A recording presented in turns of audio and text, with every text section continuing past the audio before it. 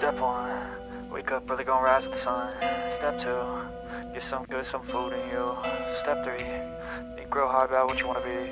Step 4, everybody just do your thing. Wake up, today's gonna be a good day.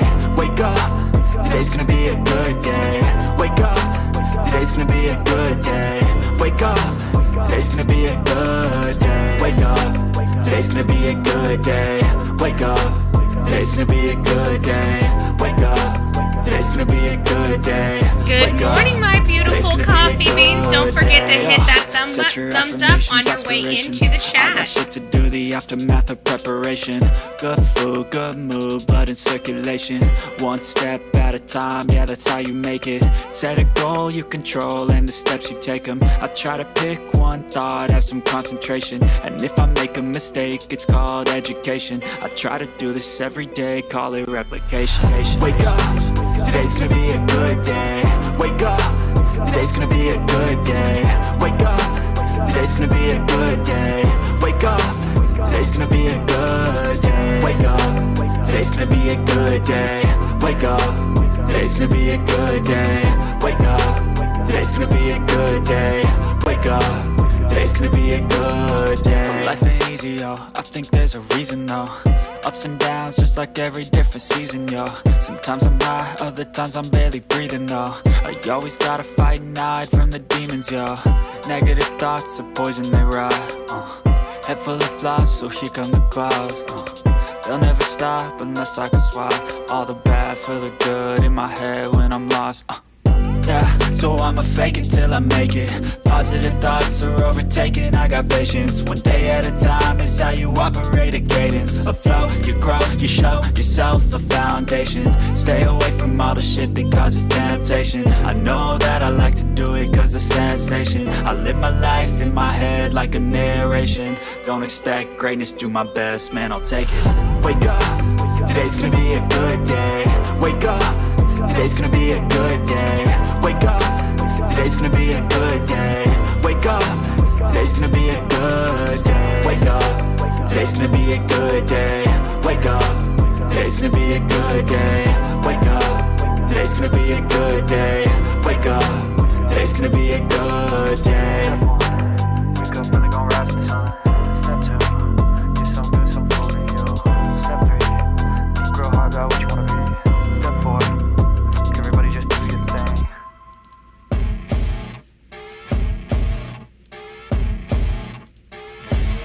As you wake up in the morning, you want to find the latest, greatest information about criminal cases and have an intuitive conversation about the suspects associated with these cases. Head over to the Bullhorn Betty channel on YouTube.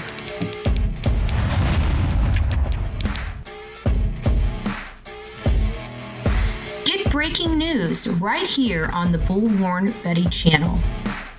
Welcome to the Bullhorn Betty Coffee Club. Enjoy your stay and enjoy your day. I see a lot more people coming in, so good morning. Thank you for tuning in. Please don't forget to hit that like button on your way into chat this beautiful Wednesday morning. Happy Hump Day.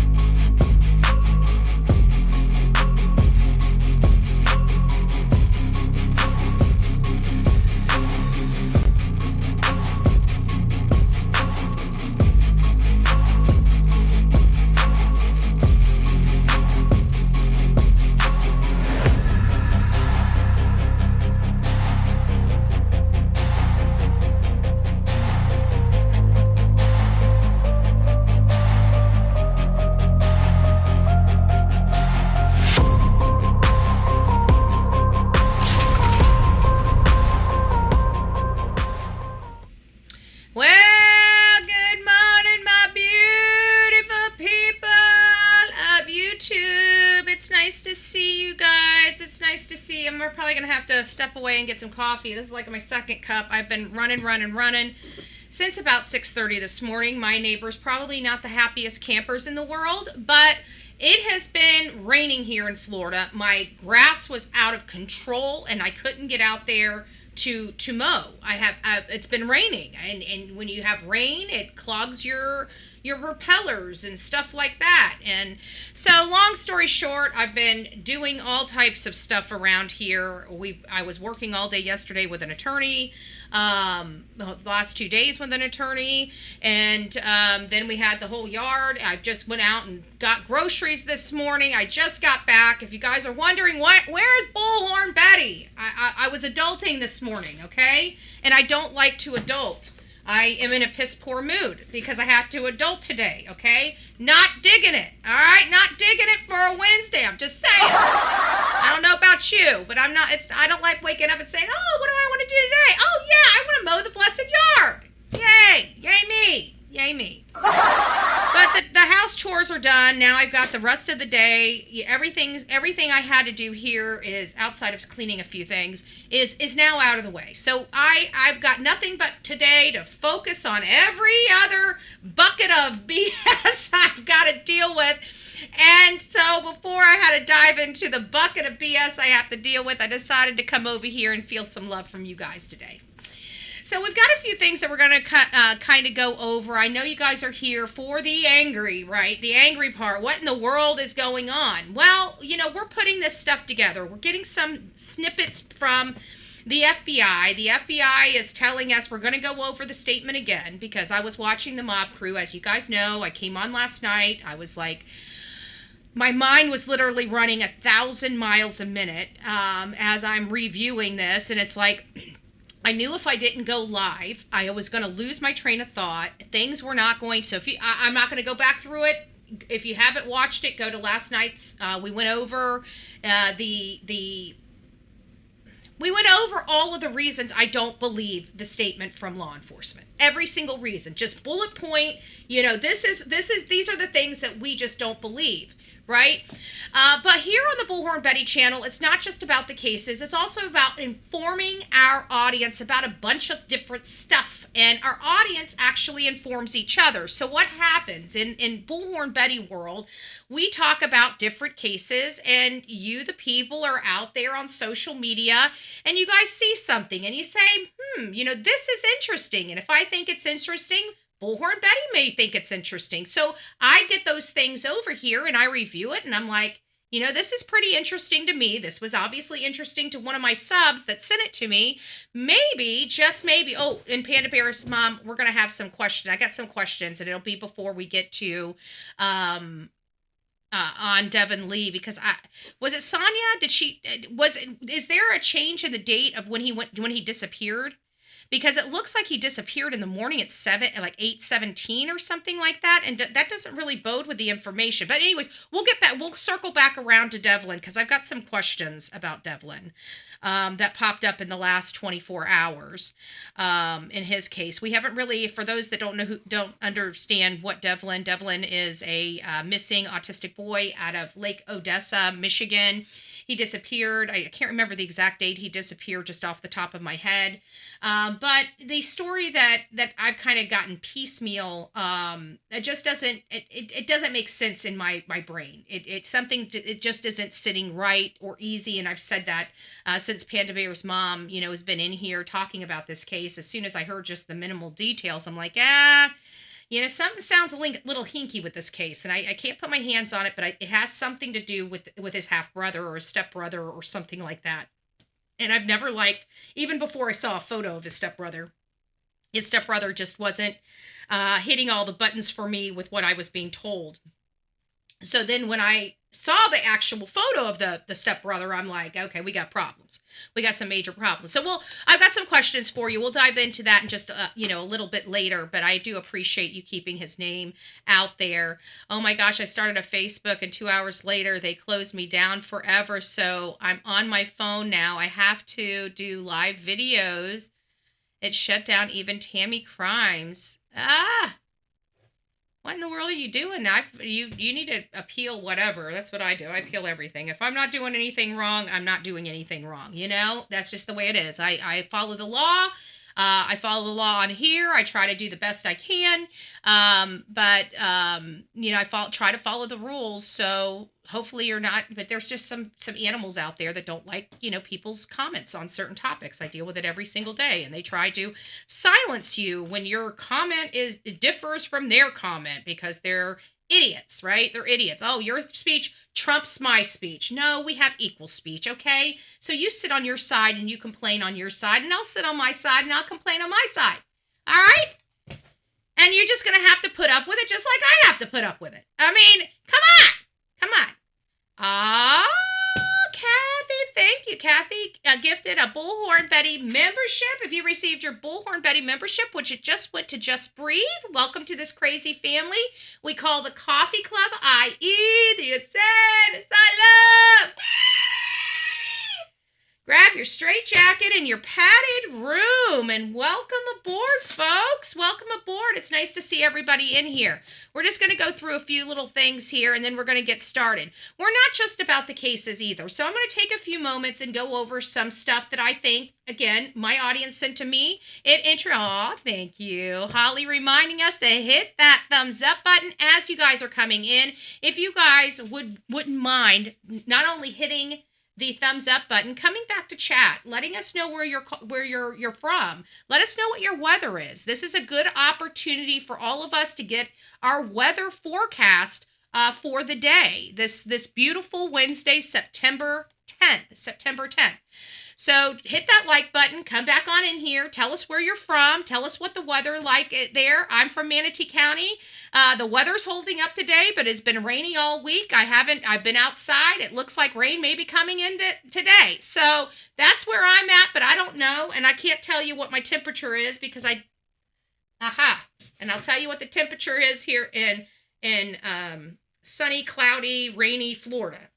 Hot Florida. And according to my phone, it says it's 83 degrees, and I can guarantee it's probably more like 90 degrees. But there you go. There you guys have it. You guys get the weather forecast from Bullhorn Betty here in Florida, at least the west coast of Florida. The west coast of Florida. So it's nice to see you. We got Tennessee at 77. Missouri at 77. It's going to be 90s in a few days. Oklahoma is at 8. We got Nebraska at 71. We got Ohio at 72. West Virginia is coming in and being reported at 80 degrees. We've got Detroit, Michigan in the house at 76. We got 83. We've got some Vermont. Ooh, nice and chilly for you. 46 degrees. Woo! I like the 70s. The 70s are good. And every sense of and every sense that I'm speaking of, the 70s are great, right? It's a great for weather. It was a great time in our era. There we go. Lake Odessa 67. It's a little chilly. We got Lakeland coming in at 80 degrees.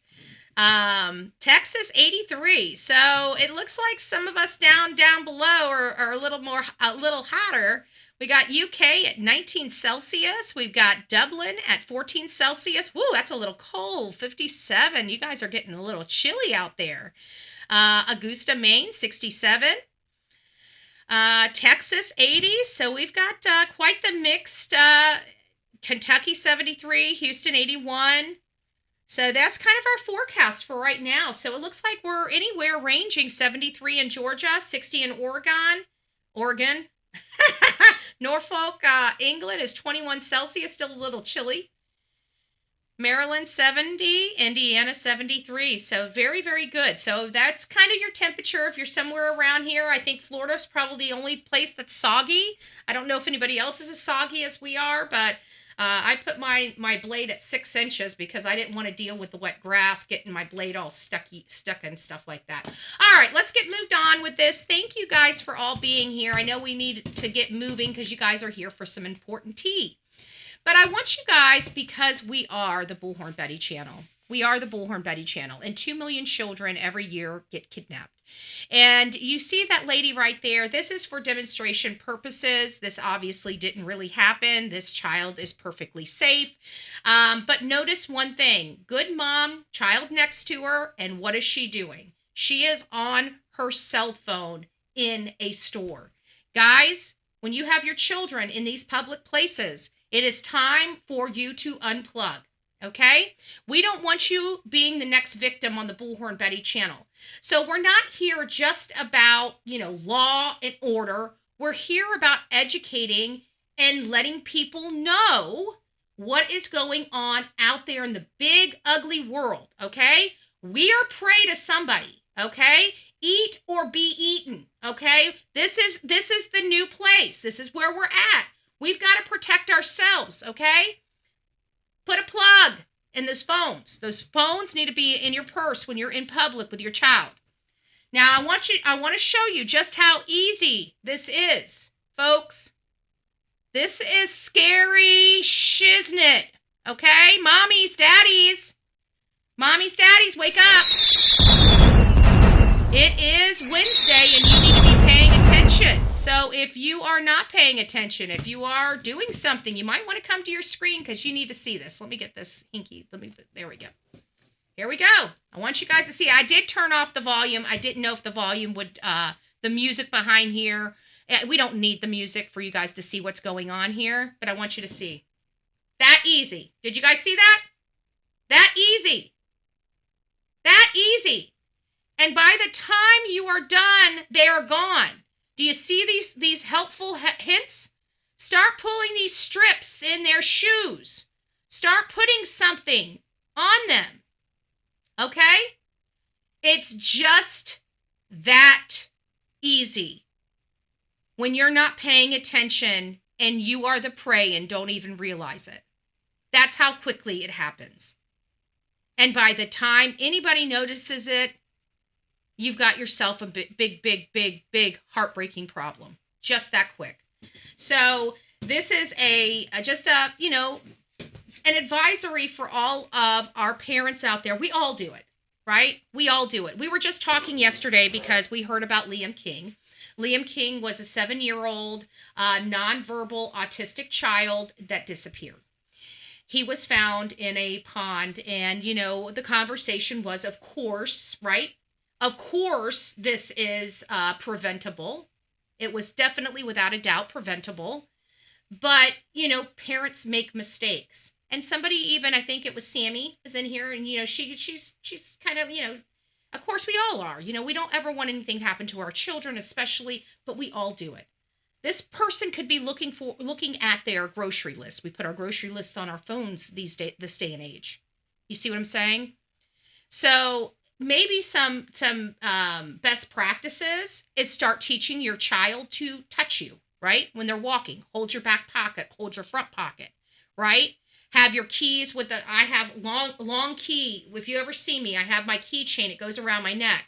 I never put them because I'm always out. When I started doing that, because when I was out in the woods, I was terrified of losing my keys. So I put them around my neck and under my shirt so I know no matter what mess I get myself in the swamps and in the forestry, I don't have to worry about bending down, crawling under, and losing my keys. That was my biggest fear, is I'm going to be out there searching for somebody and I'm going to lose my keys out in the woods. And so I started putting them around my neck. So you might want to, and they fit right in my pocket too, leaving the little latch, the loop out. And have your child start holding on to that. Just make sure that you feel your child, especially when you're kind of crunched for time. Okay, so you guys get the drift of that. I don't remember what this one was about. Somebody sent this to me and said this reminds me of Chris Proudfoot, I think is what the email said. There's an ongoing case in my home state of Arkansas that desperately needs more eyes. This is the case of Aaron Spencer. A little after 1 a.m. on October 8th, 2024 in Cabot, Arkansas, 36-year-old Aaron Spencer woke up to the sound of his daughter's dog barking. He got up to investigate and quickly realized that his 14-year-old daughter was not in her bed. The Lonoke County Sheriff's Office received the call reporting a missing juvenile at 1:12 a.m. Aaron's wife Heather waited for the police while Aaron jumped in his truck to go look for their child. And a bit miraculously, in my opinion, he actually passed the truck where he saw his daughter sitting in the front seat. And driving that vehicle was 67-year-old Michael Fossler, the creepy old man who just the summer before had been arrested for stalking and essaying this girl. Well, Aaron whipped. So I'm not sure why he would have access to the girl, but it wasn't Chris Proudfoot, it was Sebastian. They must have said this reminds me a lot of Sebastian, but you guys know I don't believe in the abduction theory. That truck around and chased them, which actually took them back past their house. And Heather was outside and she watched, horrified and screaming, as Fossler's white Ford F-150 flew past, followed quickly by her husband. Aaron tried to force the truck to stop, but Fossler would not. He ran. Aaron saw him turn on Highway 286 East, heading in the direction of Fossler's home. And he did the only thing left to do to stop them. He rammed his truck into Fossler's truck, forcing them off the road and into the ditch, near the intersection of Highway 286 East and Highway 13 North. Aaron jumped out of his vehicle, and he saw his daughter trying to exit the other truck, but she was pulled back inside. And then Michael Fossler... Can you imagine this happening? This is insane. When did this happen? I think Deb sent it to me. I'm interested. Got out of his truck, and he lunged at Aaron, screaming, "F you," and Aaron opened fire. He emptied the clip of his pistol into Michael Fossler, then jumped on top of him, pistol whipped him, and then got his daughter out of that truck. I love Papa Bear. I'm sorry, guys. I know that some people are kind of anti-firearms and stuff like that. You know, I'm anti-firearms in bad guys' hands. I'm all for firearms in law-abiding citizens' hands, right? Because this father had no time. There's no cops coming, okay? I mean, let's be honest. There's no cops around. Everybody's watching this crap unfold. They're chasing each other through these highways. They're ramming the cars. Do you see cops anywhere? And his child was in danger. I'm sorry. We're going to give him a standing ovation. Nope, wrong one. Standing ovation. Standing ovation. All right. I figured you guys would love this. Because, you know, BK is the love machine. What? Oh my gosh. He looks like he's constipated. Like, I could tell you there's nothing. I was right. You know what? We need Crotchgate. We got to go Crotchgate. We got to go Crotchgate. Hold on. Let me take this off. We got to go Crotchgate. This deserves Crotchgate. Oh my goodness. Oh my goodness. Oh, no. We're going Crotchgate, folks. If you guys haven't heard of Crotchgate, stick around. Stick around. Ugh.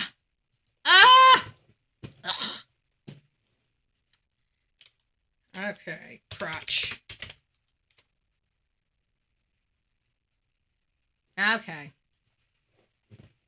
There really is only one. You can't get any better than this right here. All right, let's pause it. All right. Everybody's already starting to laugh because they already know it's coming. If you guys haven't seen, oh, look at that pretty blonde. Wow, I used to have blonde hair. I need my blonde back. You know what? I told you guys I was going to go, and I probably would. You know, we went through the hair, okay? They watched me go through the helmet stage of the blonde, right? I had the blonde hair, and I was just tired of doing my hair anymore. Man, I love my blonde hair. I love my blonde hair. We might have to go back, guys. We might have to go back, okay? It's the one hair color I've kept longer than any other hair color. I was one of those, you never knew what color my hair was going to be, you know, when I got home. Okay, let's shut up, Andra. All right, I'm shutting up. This case, you know, I'm very emotional when it comes to the Brian Kohberger case. Very emotional. We were out there. You know, we had an opportunity to really get to know the victims of this by the work that we did. And so this case I really, really, really take seriously.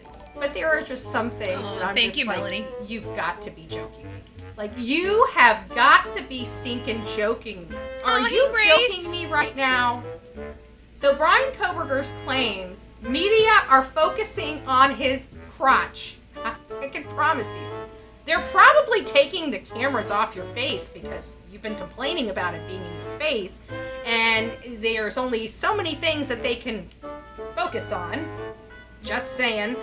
I doubt your crotch is newsworthy at all. So Nancy Taylor, Jay Logsden, Brian Kohberger. Really? You got nothing we want to see, babe. I can assure you that. That's probably why you're in the position you're in, Mr. Coburger. Like, none of us, and I mean none of us, want to see that. But for the love of everything that is holy out there in the world, where would you like them to focus the camera?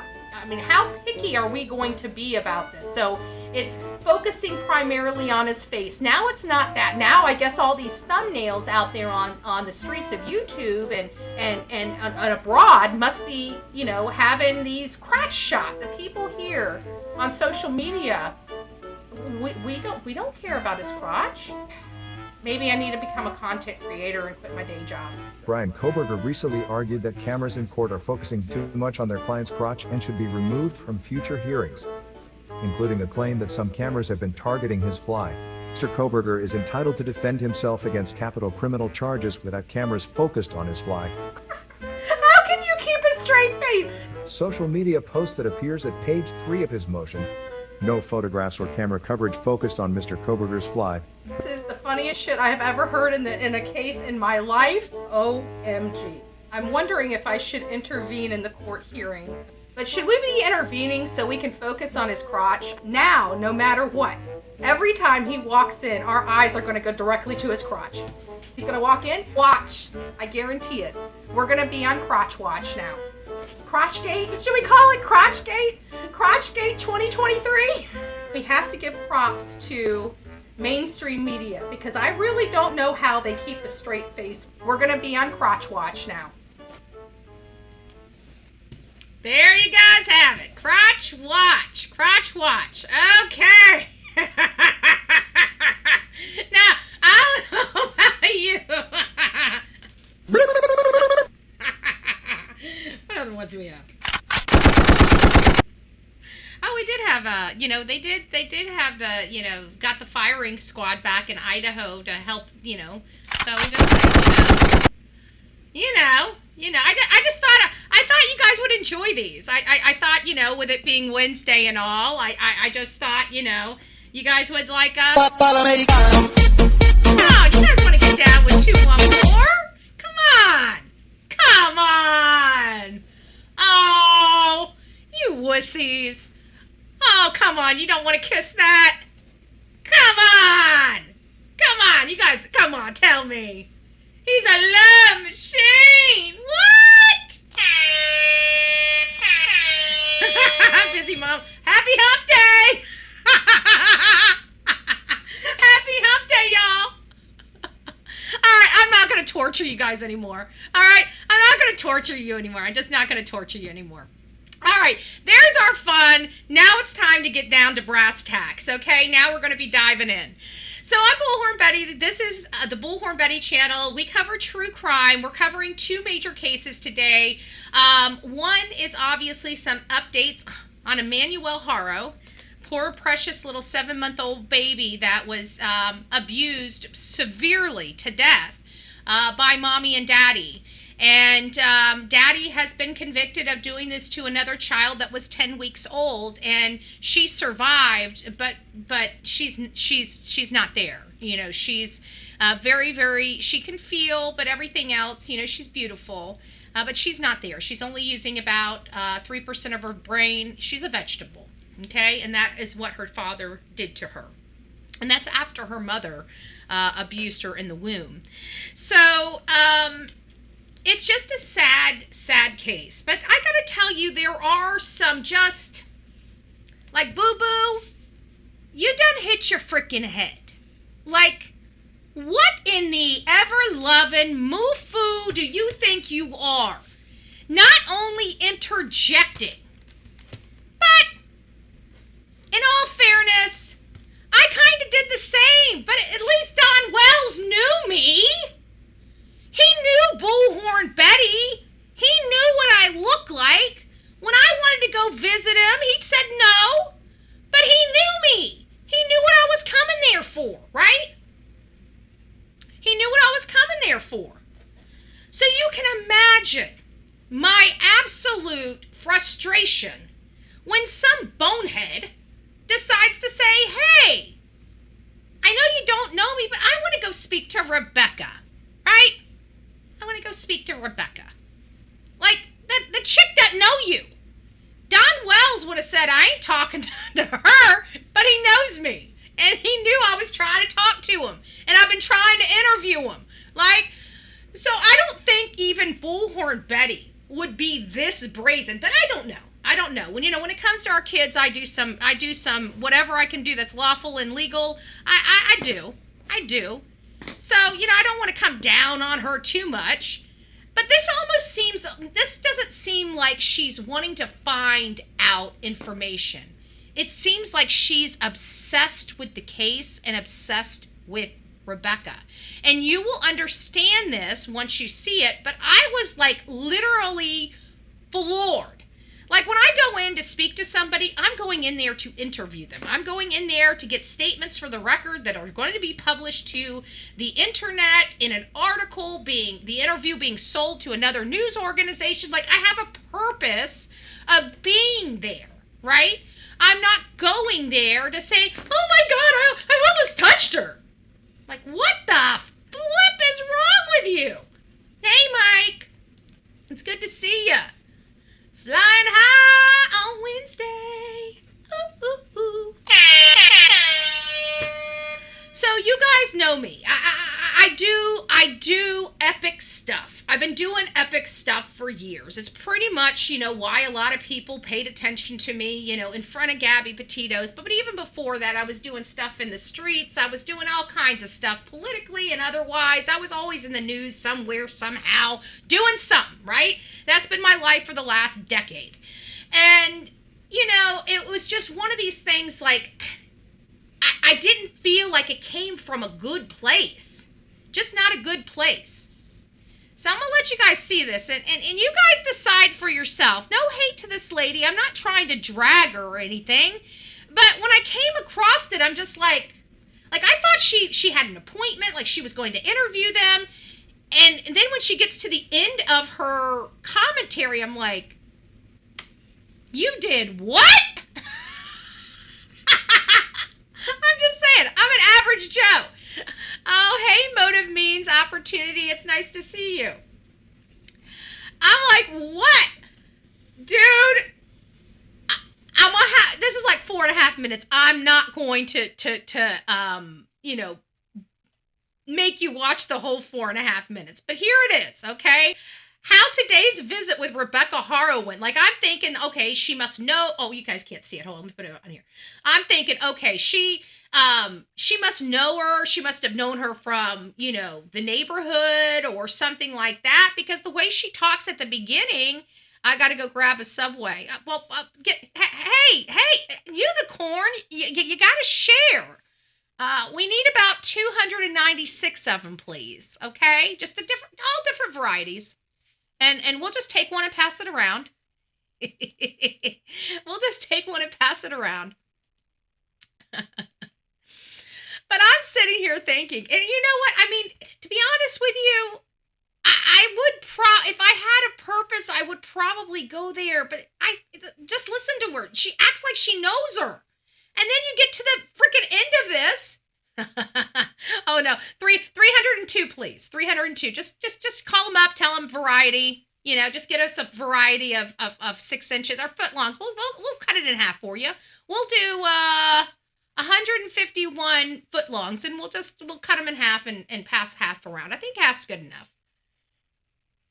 Except for Big Mac Mike. Yeah, you're gonna have to stop by McDonald's. I'm sorry. Okay, there's just no exception. Big Mac Mike will not eat a Subway. I don't think. Will Big Mac Mike eat it? I'm just joking. Okay, so let's get on to this cuckoo puff. Okay, I'm gonna call her. I shouldn't drag her. I'm sorry, but I don't know what else to call her. I'll let you guys decide. Guys, I'm just making a quick updated video. I know a few of you guys have messaged me and asked me if I can do a quick updated video for the ones that weren't able to go on my lives earlier. So I'm just gonna do a quick recap, you guys. My visit with Rebecca was at 9 a.m. So she seems like she am I lying? It seems like this lady, she has an appointment, like this is a friend of hers or, a family member of hers, right? Cinnamon toast and coffee at 4 a.m. Oh, that's good. Ooh, you know what? I got the Cinnamon Toast Crunch. What is it called? The Cinnadust? Is that what they call? It's like, I don't know how much it is, but it was expensive because it's Cinnadust. It's, Cinnamon Toast Cinnadust. And I tell you, I love that stuff. I could sprinkle that stuff on everything. I could. But so she's already starting to sound like, I had this appointment. I wanted to tell you guys how I was, how Rebecca's doing. So I'm thinking, okay, when I first come across this, I'm thinking, okay, this is great. I've got somebody that's a friend with her. Maybe we'll start plugging into this lady's live to see if she's going to keep going back and talking to her and just letting us know how, Rebecca's doing, even if they don't talk about a case. I just assumed in the first minute of this that this lady knew Rebecca. They told me to be there at 8:30. But listen. I'm able to have a clear shot at the... Okay. This... If I sit on the left, the window's gonna... She wanted to have a clear shot. So I sat there, for about 5 minutes. Maybe a tiny bit over 5 minutes. I'm thinking about what am I going to say to her if this, if she comes. All of a sudden, I see the inmate elevator door open, you guys. So... she's like, I don't know what I'm going to say to her. So I'm still all in because, I'm thinking this must be her friend. She now knows her friend was arrested. She doesn't know what she's going to tell her. No, it ain't like that at all. It's getting there. It was Rebecca and 3 other inmates. Inmates, I keep saying that. It was 3 other deputies, you guys. It was a deputy holding one arm and 1 deputy holding her other arm. So now you guys see this? She requested a visit with her. They have to use 3 officers. The 2 officers have to hold her arms to take her there. This is a whole waste of resources. Just saying. There was another deputy in the back of them lingering. She had shackles on her hands, and they were like resting in front of her stomach. She was wearing light blue clothes, pants, and she's even annoying me about going through exactly what she's wearing. I'm still sticking into this, okay? I'm still all into this, thinking that this lady is her friend, okay? Or knows her somehow. Light blue shirt, and her hair was in a French braid all the way to the back. So it was part like this. Oh, and she's got to sit her phone down and describe the French, like this. Like, I'm still all into this, guys. I just want to make you guys aware I'm still all in. 2 minutes into this damn thing. French braided all the way to the back of her head and the back of her back.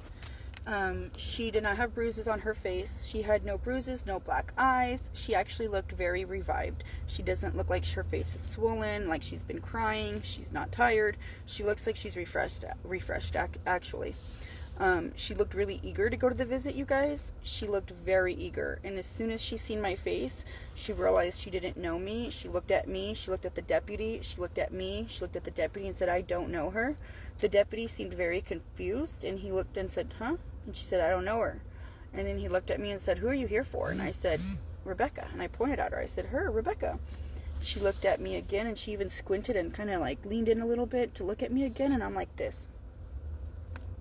I'm sitting right there with a smile waving.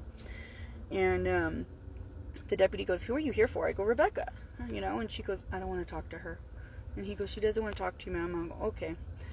And that was it, you guys. This is what freaks me. I can't believe I was 5 feet away from her, though. Yes, there was a glass in between us, but it was very close. And she looked like kind of scared, I want to say, when she seen me. She looked eager at first. I feel like she was hoping or thinking it was a family member, maybe, I don't know who else. I'm not sure.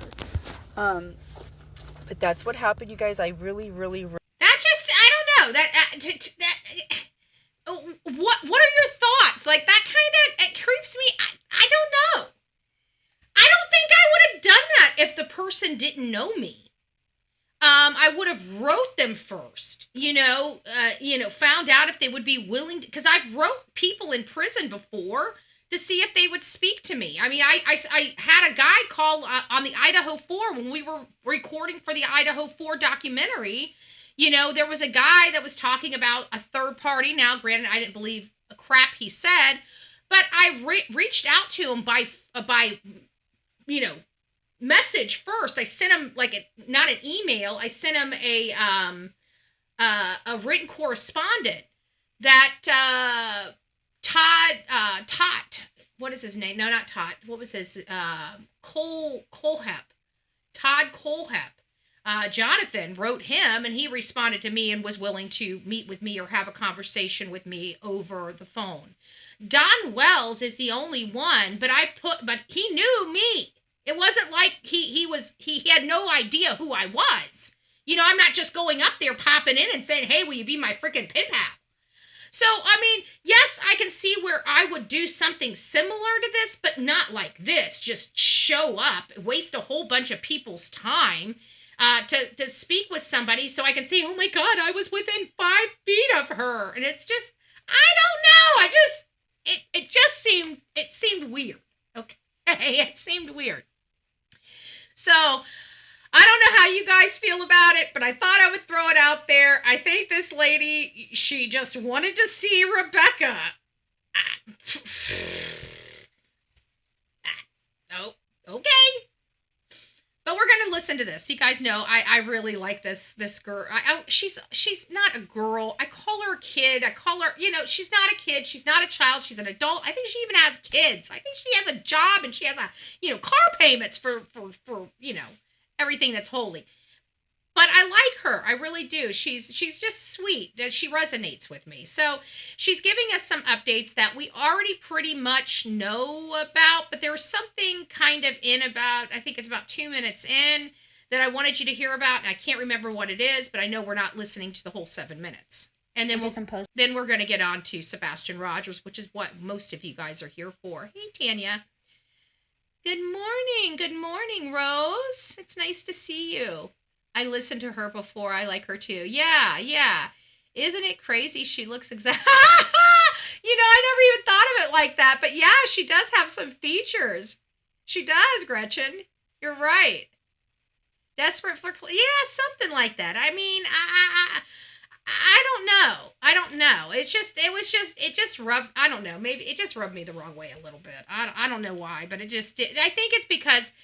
all these officers have, me and wasting taxpayer money and all this other stuff. I mean, I with this person, 3 officers had to bring her down, get her prepared, shackle her up, bring her down just to turn around and take her back. And not only that, which I really could care less whether Rebecca, had her heart broken because it wasn't her family member, right? I mean, I hope she does have pain like that. She should be let down like that because she let her own child down. But I digress. Myself through this, but this case has been requested. I'll be right back. By so many people. So I'm going to cover it. I'm just going to put a massive trigger warning here. On August 2nd, 2025, Bakersfield police got a call at the La Quinta Inn on Easton Drive, and inside one of their hotel rooms, they uncovered what was the most horrific crime that has been in Bakersfield Police Department. That is what they're stating. Inside the bathroom, police have discovered the body of an 8-year-old Genesis Mata, and she was lying in the bathtub. Court documents revealed that Genesis had been subject to extreme abuse in the days leading up to her death. Investigators said that she was born with boiling water, leaving severe scald. Oh, that's right. This was the new case, and I wanted you guys to hear this. That's right. This didn't have... And I was like, because she does cover other cases, but I remember hearing this and thinking, oh my gosh. Sorry about that. I couched it wrong. This is a whole new case, and it was of a child, a little girl that was, unalived by her family, her father, predominantly her father and her stepmother, and she's going to get into some stuff that's pretty heartbreaking. And I just want to point out, guys, I am angry with our Department of Children and Family Services, okay? I'm utmost angry with them in every single state, okay? This including my state, including my own state. I'm angry, okay? I think it is a broken system that is absolutely not effective, okay? I feel like more times than not, they pull the kids that shouldn't be pulled out of the homes and leave the kids that should be pulled out of the homes. I don't know how they can screw something up so blessed bad, but you leave it to the Department of Children and Family Services, what you will always find is let down. and disgrace. Always, always, always. Every blessed time we come to these missing children cases and we know that something isn't right with them, we already know the Department of Children and Family Services, this is one of theirs. We already know. We already know. We know that this is one of theirs. We know that they were already in the house and they failed this child. Every blessed time. And we know it because we always ask the question. We always ask the question and somebody always says, yeah, but well, it wasn't nothing major, it was a misunderstanding. The bottom line is every blessed case we have, Jaden, Sebastian, Sumner, every damn case we have, the Department of Children and Family Services were already in the home. Everyone. I haven't found one that hasn't had the Department of Children and Family Services involved yet. I haven't found one. Now, is there an outlier? Absolutely, I'm sure there are. I'm sure there are. But you show me a case that we've covered where that child is deceased or never found again, where the Department of Children and Family Services weren't involved.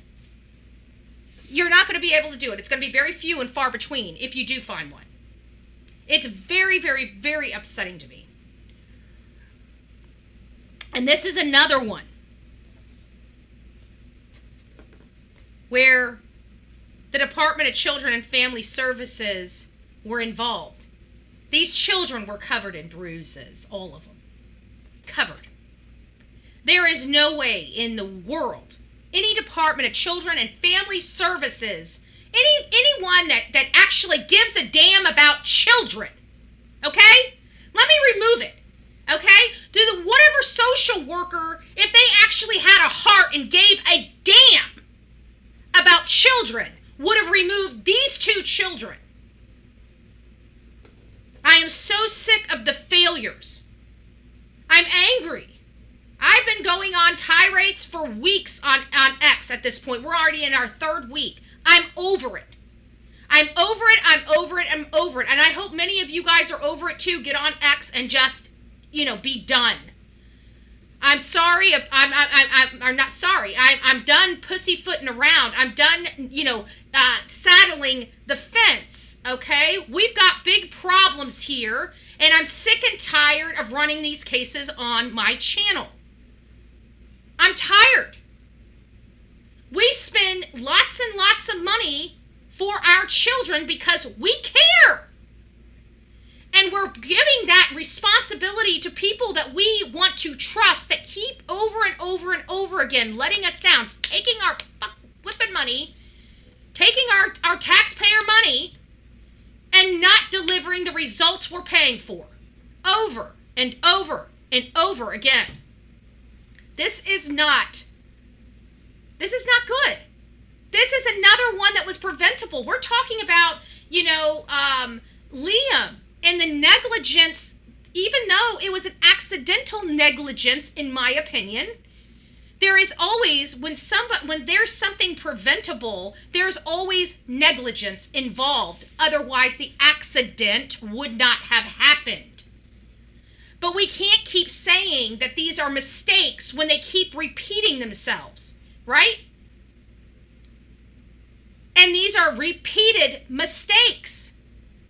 Repeated mistakes. Repeated over and over and over again across this country from one state to another. It's almost like our child cases here on the Bullhorn Betty channel. It's the same type of case, just different faces and different names. They shouldn't be having these problems. And they still are. After all these years, this should be a well-oiled machine. This should be a well-oiled machine. This well-oiled machine started almost 100 years ago. And you're telling me we've made no headway in the program? It's upsetting. It's upsetting. Balding across her body. She had blisters and open wounds, whips from repeated beatings, bruises covering her body. Her hand had been crushed in the door, and several of her fingernails were missing. You guys get it? And the Department of Children and Family Services were involved. And they didn't even remove her brother until she was dead.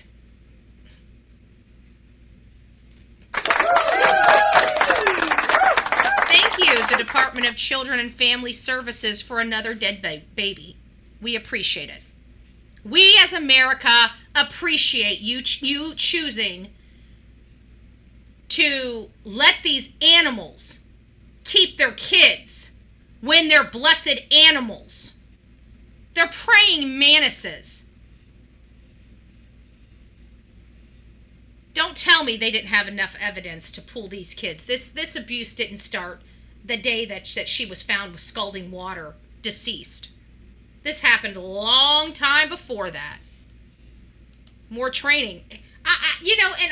This is where I have the biggest problem. Like, how do you train somebody common sense? Because to me, this is where my disconnect is. This to me seems like normal common sense practices.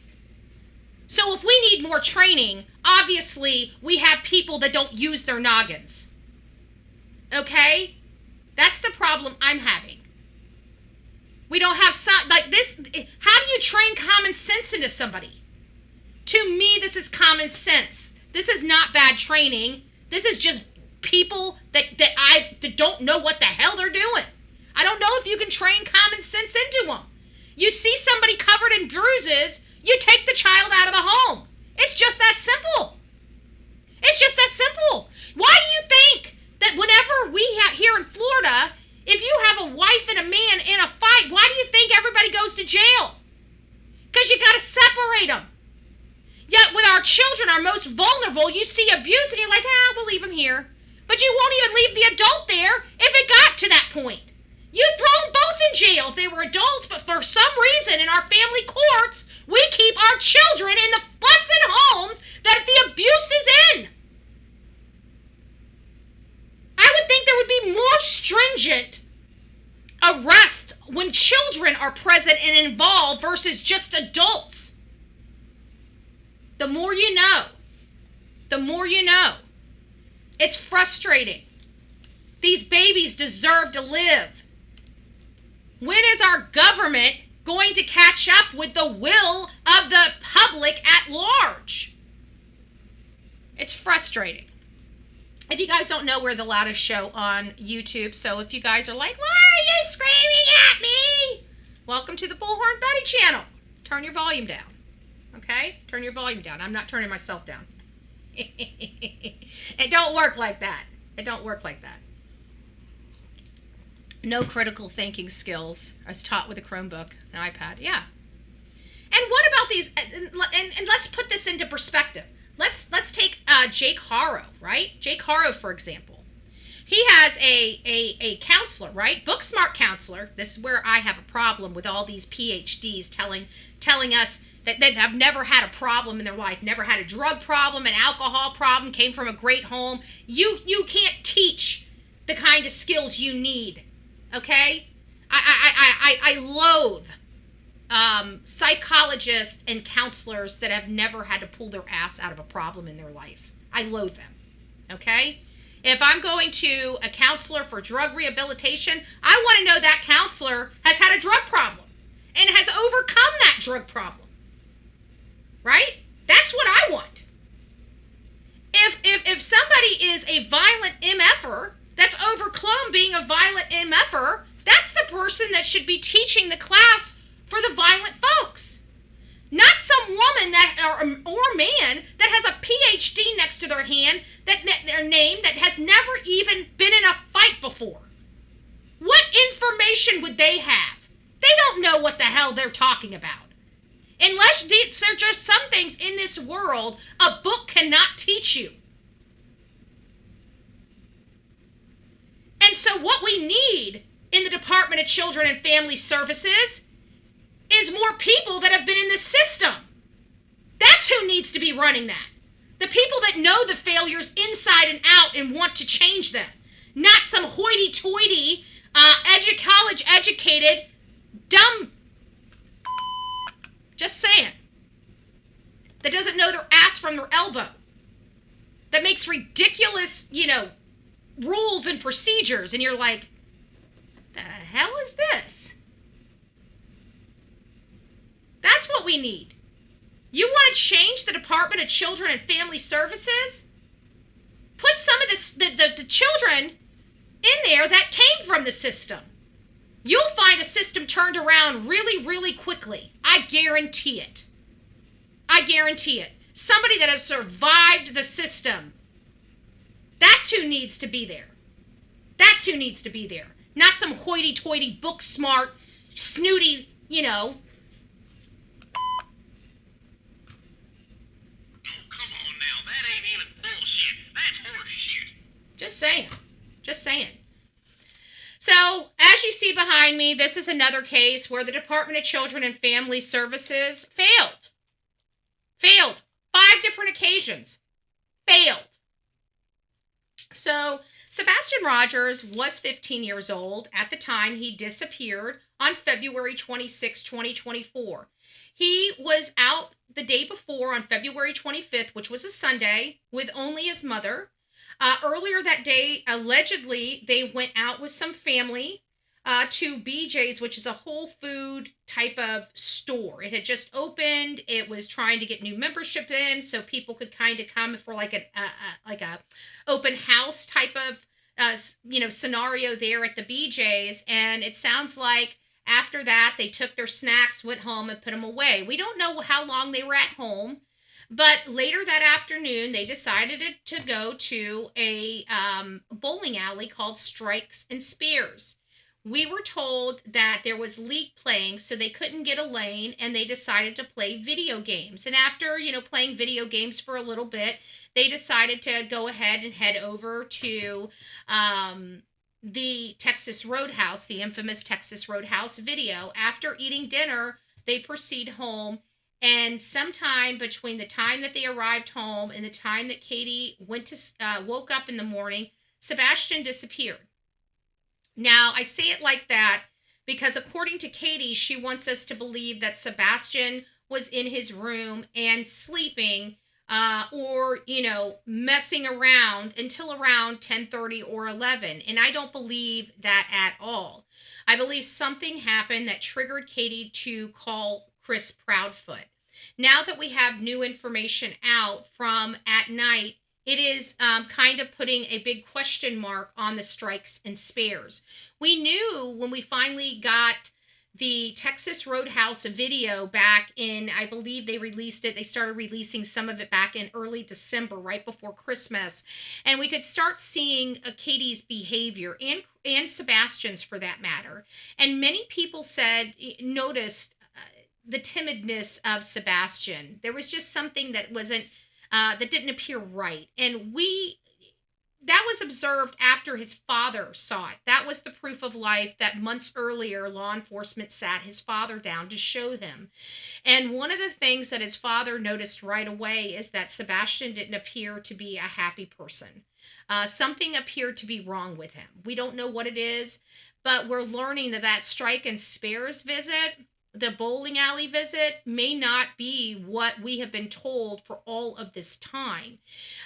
It further, from what is being alleged from at night, it further supports that there was something going on between Katie and Sebastian earlier that day, where Sebastian did not seem like he really wanted to be at the Strikes and Spares. And it sounds like that we were told that he was playing video games, and that may not be true. It sounds like from at night, from what they have observed, they went in there, spoke at the counter, and then turned around and immediately left. And immediately left. They didn't stay there to play games, from what we're hearing now. And that is a huge red flag, because Katie and Chris have been trying to convince us that he was there playing video games for at least a duration of time. We never even knew what the duration of time was that he was there, but he was playing video games. They went out there to play video games. That's what has been told to us. And now we're finding out that they went to the counter and may have just walked out of the store and went directly over to the Texas Roadhouse. Is that the reason why she was looking around? Because they maybe were supposed to meet somebody at the Strikes and Spares and decided that wasn't a good place and went over to the Texas Roadhouse, and now she let the person know that she's going over here, and maybe why she was looking around the room? I don't know. But after hearing that, now I haven't seen the video yet. I'm sure at night we'll be releasing that video at some point. But what is it going to show? And if it does show them going up there and turning and walking right out, then why was Katie lying about the event at the Texas Roadhouse, or excuse me, at the Strikes and Spares? That we need to ask ourselves. Why would she lie to the public? Because if they went there and they didn't play games, why would you tell everybody that he would play games there? It seemed like she really, really, really wanted people to think she was this good mother when she wasn't. We saw how she threw she was tired of him. You could see how she treated him, just giving him a menu. My mother would have never just tossed a menu out like that. But they did. And she did. Thank you, Pebbles. So this is, we just went over, before I play this video, we just went over the tracks of what law enforcement is trying to explain to us about the lights that are going across the yard that triggered the motion sensor across the street, and the car that was appearing, that the lights actually went to. All of that they're trying to convince us was just reflections. And of course we don't really, yeah, she lied about everything. Exactly. So they're trying to convince us about this lights. We went over everything last night about why I feel that those lights are very much relevant, and those lights are being misled by law enforcement, because I think they're just that critical to the case. And I still believe that. But we also know that law enforcement was talking about a pickup truck being in the area. Now, the pickup truck in the area, I just want to read the language so that we're all clear on that, because, you know, at first I thought maybe it was related to a car moving or something to that effect, and I'm not sure if that's the case. So let me go ahead and pull that up here so we can all read it verbatim, exactly the way it is, so we're not misunderstanding any words. And we still need to analyze this, okay? We still need to analyze this entire the statement word by word. That's what we do. We do word by word over here, okay? And that's, in my opinion, that's what is going to be needed to decipher what law enforcement, because law enforcement doesn't want us, they don't want us talking about stuff that goes to the integrity of the investigation. And since they only gave us a photo, this photo up here, let me get to it. Instead of it being a video for us to see, they give us a cleared up video and they circle one little dot, but they don't show us how it's moving across here. And remember, right down here is where the car lights turn on as this is moving toward the car. So again, I just a lot, but let's just look at this, because I wanted to see about the vehicle and the headlights. And I believe it was right down here. There it is. So it says the dark sky and camera angle combined with had distorted the security footage. When they examined the video footage in relationship to the topography of the area, they found that the lights were actually coming from a pair of truck headlights flickering through the trees. So they're saying headlights that were flickering through the trees. So headlights flickering through the trees is telling me that headlights were on. A pair of truck headlights flickering through the trees from a street atop a hill. Not a driveway. A street. So this is telling me that the car had this truck had their headlights. The headlights were on, and they believed they were flickering through the trees as he's atop a hill on the street. Do you guys see that? About 300 yards away. That is telling me, that is why I think this truck was moving. And there's no way a truck would be, oh, let me pull this up. Let me pull this up here so you guys can read it. There it is. You guys see it? The dark sky and the camera angle combined had distorted. Oops, let's move it over just a little bit. There we go. Dark sky had distorted the security footage. When they examined the video in relation to the topography of the area, they found that the lights were actually coming from a pair of truck headlights flickering through the trees from a street atop a hill about 300 yards away. That is telling me that the vehicle is moving.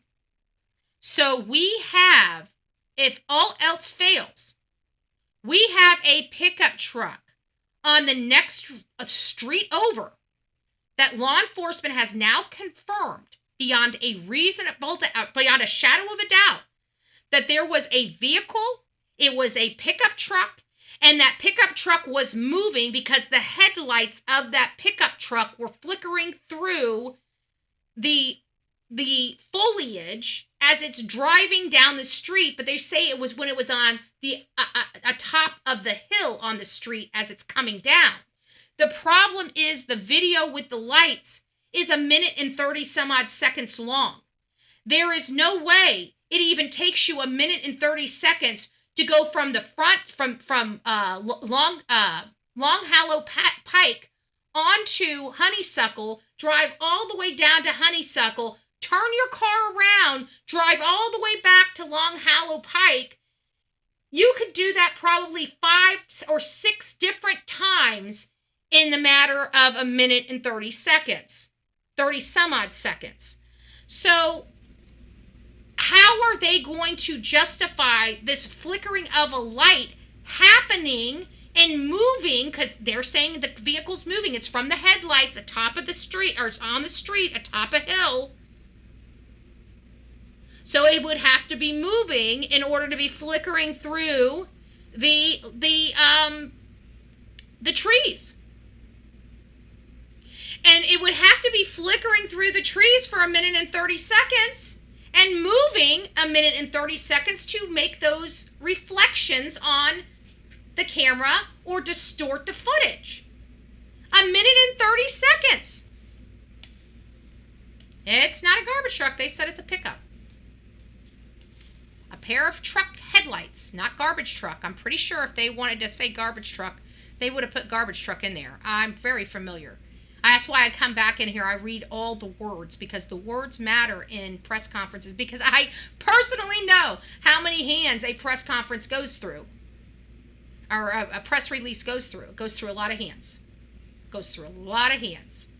And because they quoted other law enforcement bodies in this article, it didn't just go through the FBI's hand. It went through most likely TBI had to approve the portion that they have in here, and Sumner County had to approve the portion they had in here. And then the FBI had to approve the portion that they put in there.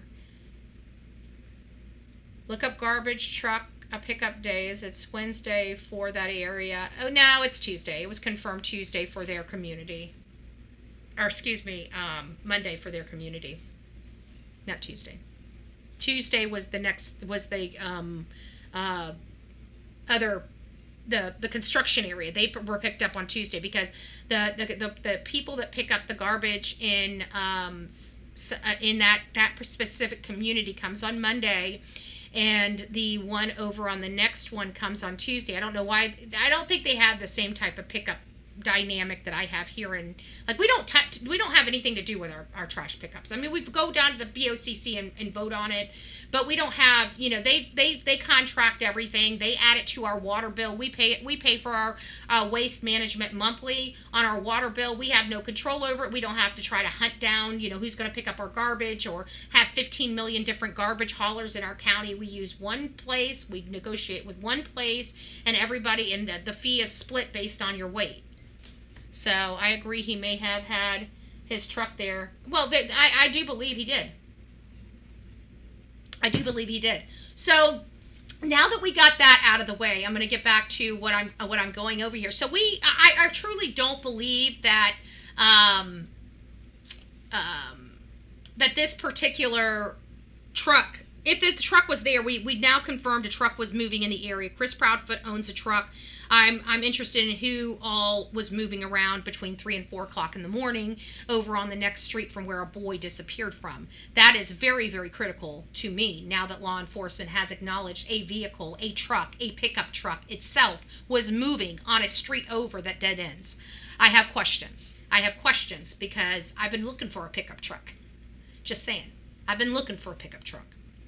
And we also heard from Elevated Truth as well as hashtag Chris Proudfoot on Elevated Truth acknowledging that there were only 2 unknown Wi-Fis in the area and his truck was one of them. So now the second time we hear of a truck in the area. Now Chris Proudfoot would like everybody to believe that they pulled the card team around 1 or 2 o'clock in the afternoon, which I don't believe is true. I just don't believe it's true. And then we have the knowledge and the acknowledgement of Katie Proudfoot acknowledging her son hasn't been found and that somebody must have him. Okay? And Chris, if we start putting all this together, Chris is adamant nobody went into his house. So the only way somebody would have Sebastian Rogers is as if Katie knew or gave him to him. Or knew where he is. Or knows where he is. Period. Listen to her acknowledge. He hasn't been found. He has to be with someone. Or does he? Because I truly believe, if you look at my thumbnail, he was hauled out of that house around the time a pickup truck was atop of a hill on the next street over. About where is Sebastian? I wish I knew where he was, to be honest. Your theory. I think it's possible that someone has my son. Why? Because I feel like if he had been close to the house or had walked off, that we would found him by now with as many people as we had searching. With as many people as we have searching. Yeah, because we know these 2 lazy pieces of...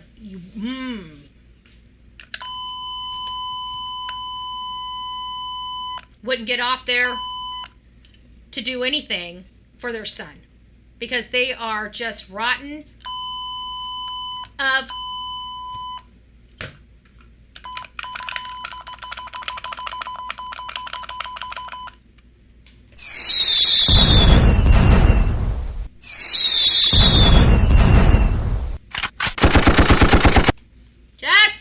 Just saying.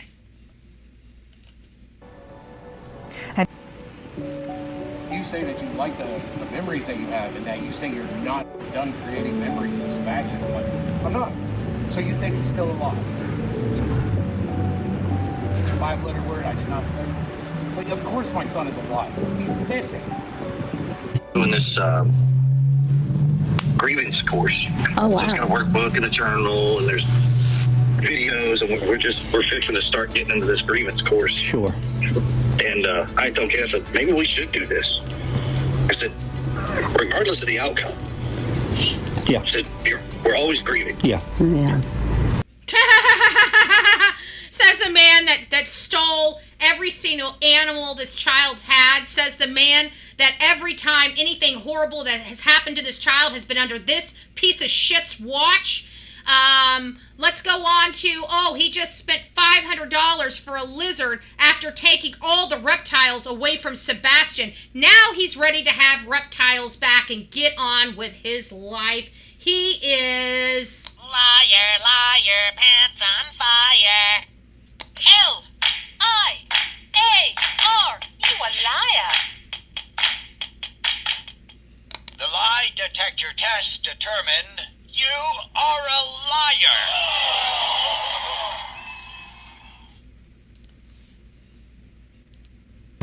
Yeah. Oh, and if anybody, and I know it hurts Seth's feelings, and I'm sorry for it. He knows I'm here for the right reasons and for the right purpose. But I truly believe this man right here is a monster. I truly believe this man right here is covering for his wife. I truly believe this man right here went all the way back from Horn Lake, Mississippi, and I can prove that he had plenty of time, including an extra 20 minutes after he arrived back home, back to the Memphis area. I believe he put his hands on Sebastian's body and took it out of the house on the early morning hours of February 26, 2024.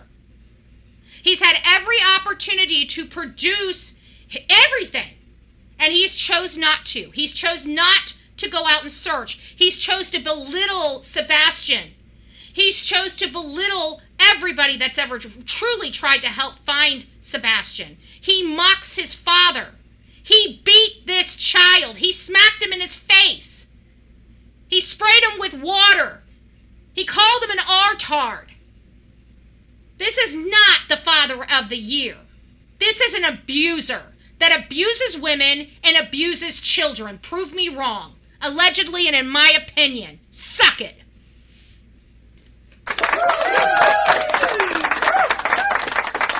And Sheriff Snuggle Struggles likes to protect people like this. He likes to protect people like this. What? I know! That'd be a good thing. Maybe this just might be a way to ease it. Maybe. I don't know. We haven't even shown grief or urgency. Sheila feels that he was headed toward the school for some reason. And so here's what I can tell you about that.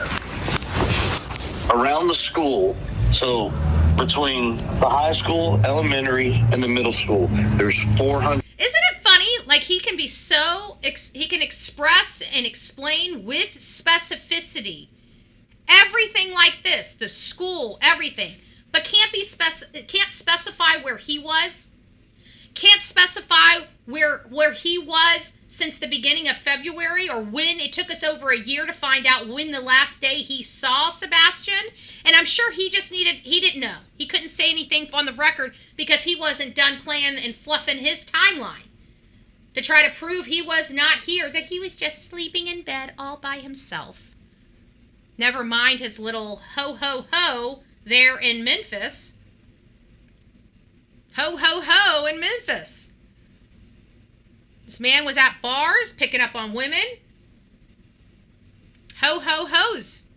Ho-ho-ho-ho-hos. And then coming back and kissing all over Miss hashtag Katie Lynn Profit. I just want to know, how did she taste? How did she taste? Right? It's always on my mind. I keep wondering, every time a man cheats on a woman and goes back and starts kissing all over, that's the next thing out of my mouth is I just want to know, did you taste her? Did he actually shower? Or did he just come and sling it all on you too? 100 cameras. wow. See, I knew there was cameras. Okay. I mean, that includes inside, outside. There's 400 cameras. They have pulled the footage from all of those cameras. Okay. And nothing was seen on the cameras. Wow. They have scoured the football field. How would he know? Has anybody ever thought to say, how would Chris Proudfoot know that there's nothing on these cameras? How many times did he call up there about the camera footage but not Sebastian? I keep wondering how many times he's called his friends over at Sumner County for anything other than, going out to lunch and rubbing elbows. Like actually concerned about the whereabouts of his stepson. A military-trained man acting like a little, artard and pussy with a P. That man right there makes me sick. He's an abuser. He likes to hit women. He likes, from my understanding, he has beat every single wife he's ever had. So I expect Katie's but Katie's an MMA fighter. She'd probably throw him around like a rag doll. They're probably perfect for each other. Because she likes to get up in the middle of the night and just start wailing on somebody. I keep wondering, is that what happened to Sebastian? Did she just go over there and wail on him and wail on him and wail on him? Or did she just finally click and she go in there and go kaboom or bang? Because that's the new word. It's a bang. It's not a thud. It's a bang. She heard a bang. I keep wondering, did it come out of her firearm? Did it come out of her firearm? Those are words I don't like hearing. You guys understand that, right? Where's that grief journal? where, yeah, you know what he's gonna actually take his time and start writing it just because they won't go out of their house unless it's to eat or to do something that Sebastian would have loved to do, but they didn't want to do with Sebastian, right? They just wanted to do with themselves. They just want to get their life back. They just want to move on. They just want to move on. Their problems are now gone, right? They've been trying to get this problem gone since October 2022. And then when he just didn't go anywhere, they started beating on him. So they had freaking 5 CPS reports in a matter of freaking 14 months prior to his disappearance. But nothing to see over here, right? Nothing to see over here. We got corrupt police, sheriff's departments.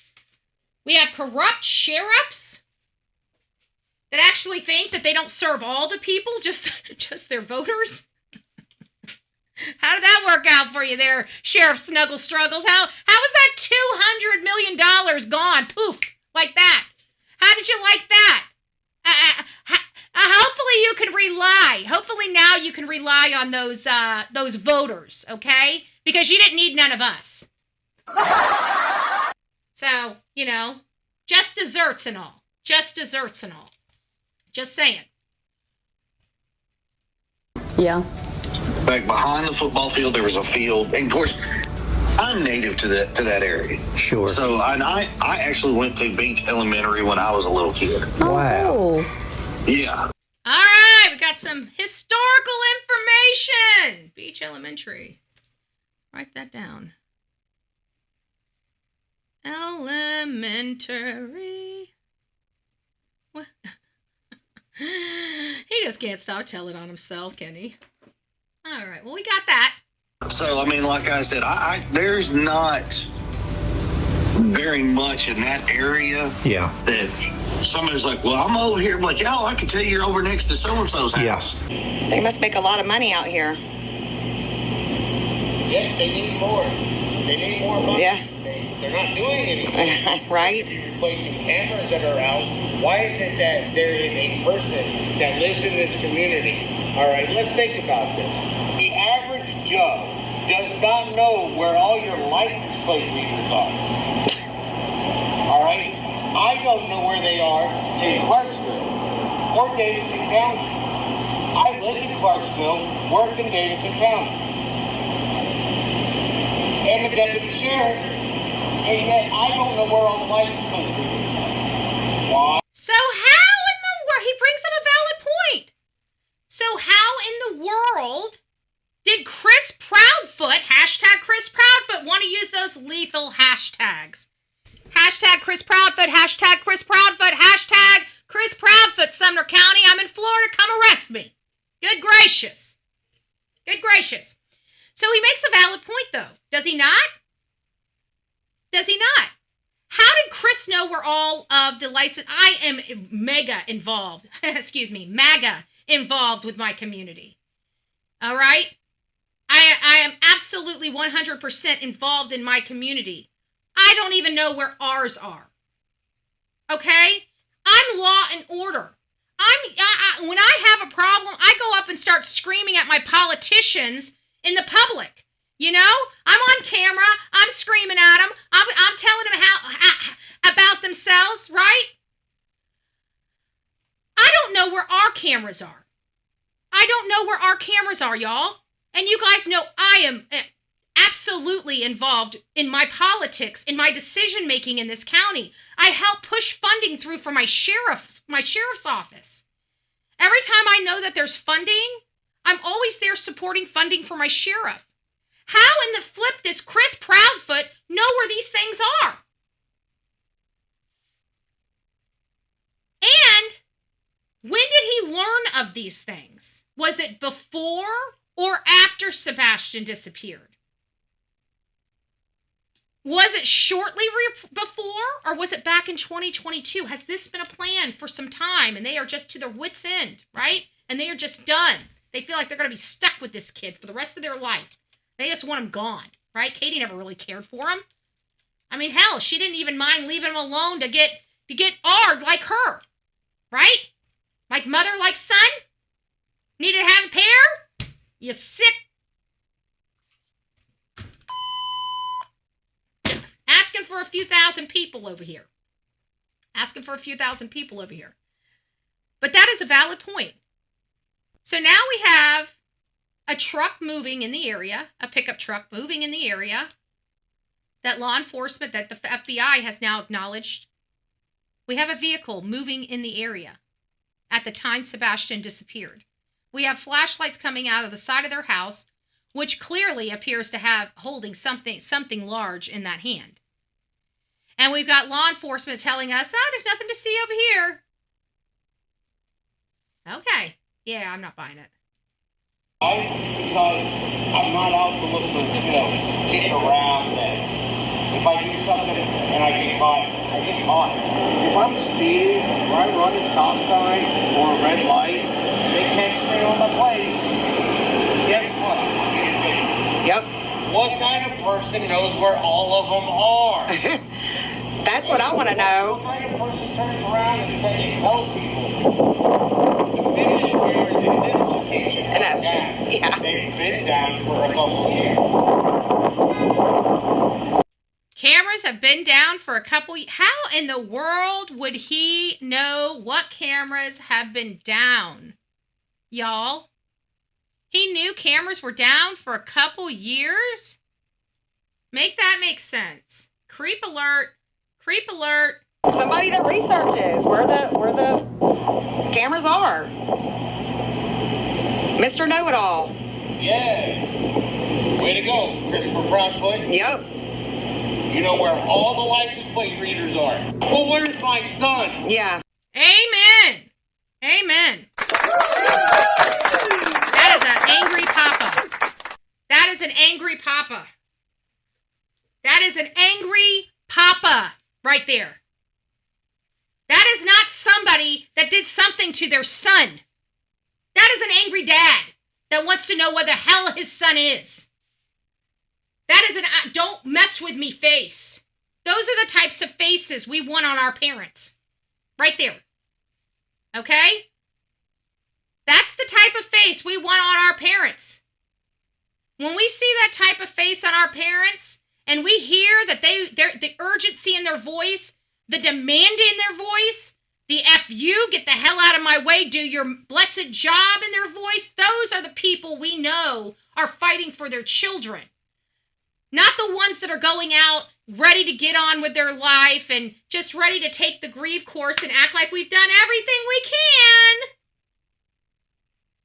That's what Chris is out there telling you this stuff because he wants you to think he's actually doing this stuff. When you know if he was going through those grieving courses, do you think he would be mocking this father? Do you think he would be mocking this father? No, because he would be dealing with his grief. And if his grief was that much, he would understand what this father is going through. But he didn't. He mocked him. He ain't taking no fucking grieving course. Prove me wrong. I'm calling Christopher Proudfoot, hashtag Christopher Proudfoot, that is a tower crane operator that should lose his license, along with his piece of crap PI, is not doing it. He's a liar. He's a big old fat liar. Prove me wrong. Prove me wrong. Yeah, you can't. I'm right. I know I'm right. Where is Sebastian, Chris? Katie? Come and show your support. Show yourself, bitches! That's what they're saying out there, right? Come on. You know that. Oh, this was another one. I forgot this morning. These were my two. Yeah, these are outdated. We'll have to do these at the end.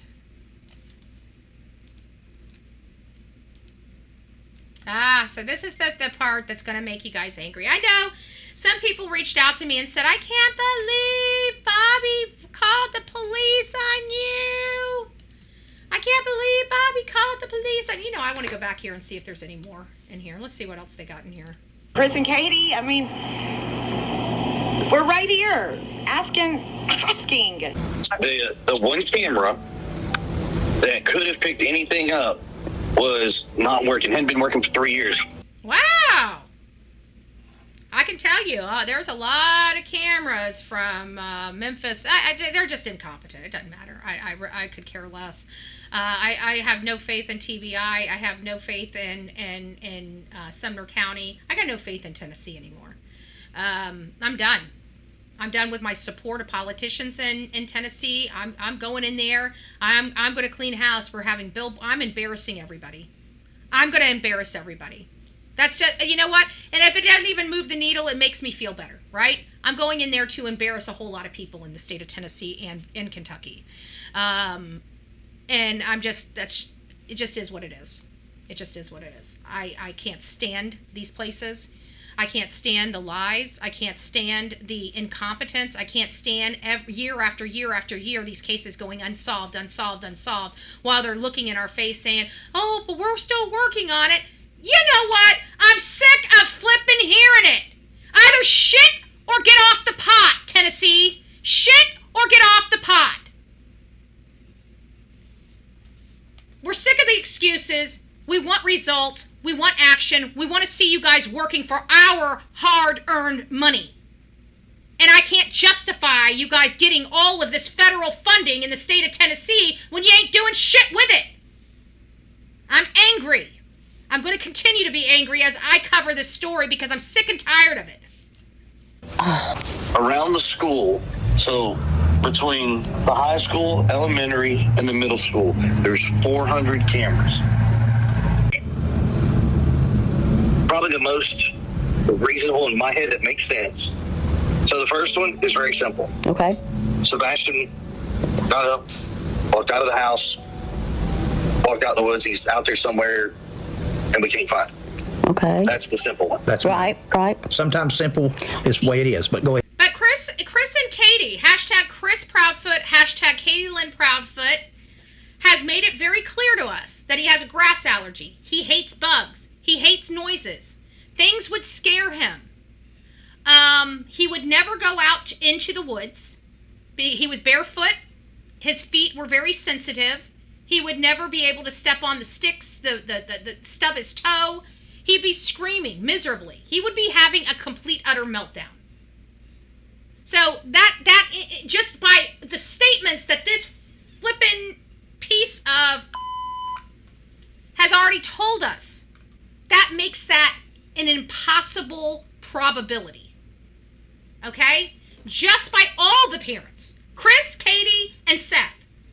The Woods theory, it's debunked by their own statements. Debunked. He didn't go out to the woods. And I know that he didn't go out to the woods. You want to know how I know that he didn't go out to the woods? Because 4.5 miles were searched, and guess what? He wasn't found. Guess how I know he never made it to a pond? Right? The only way he's in body of water is if this put him there.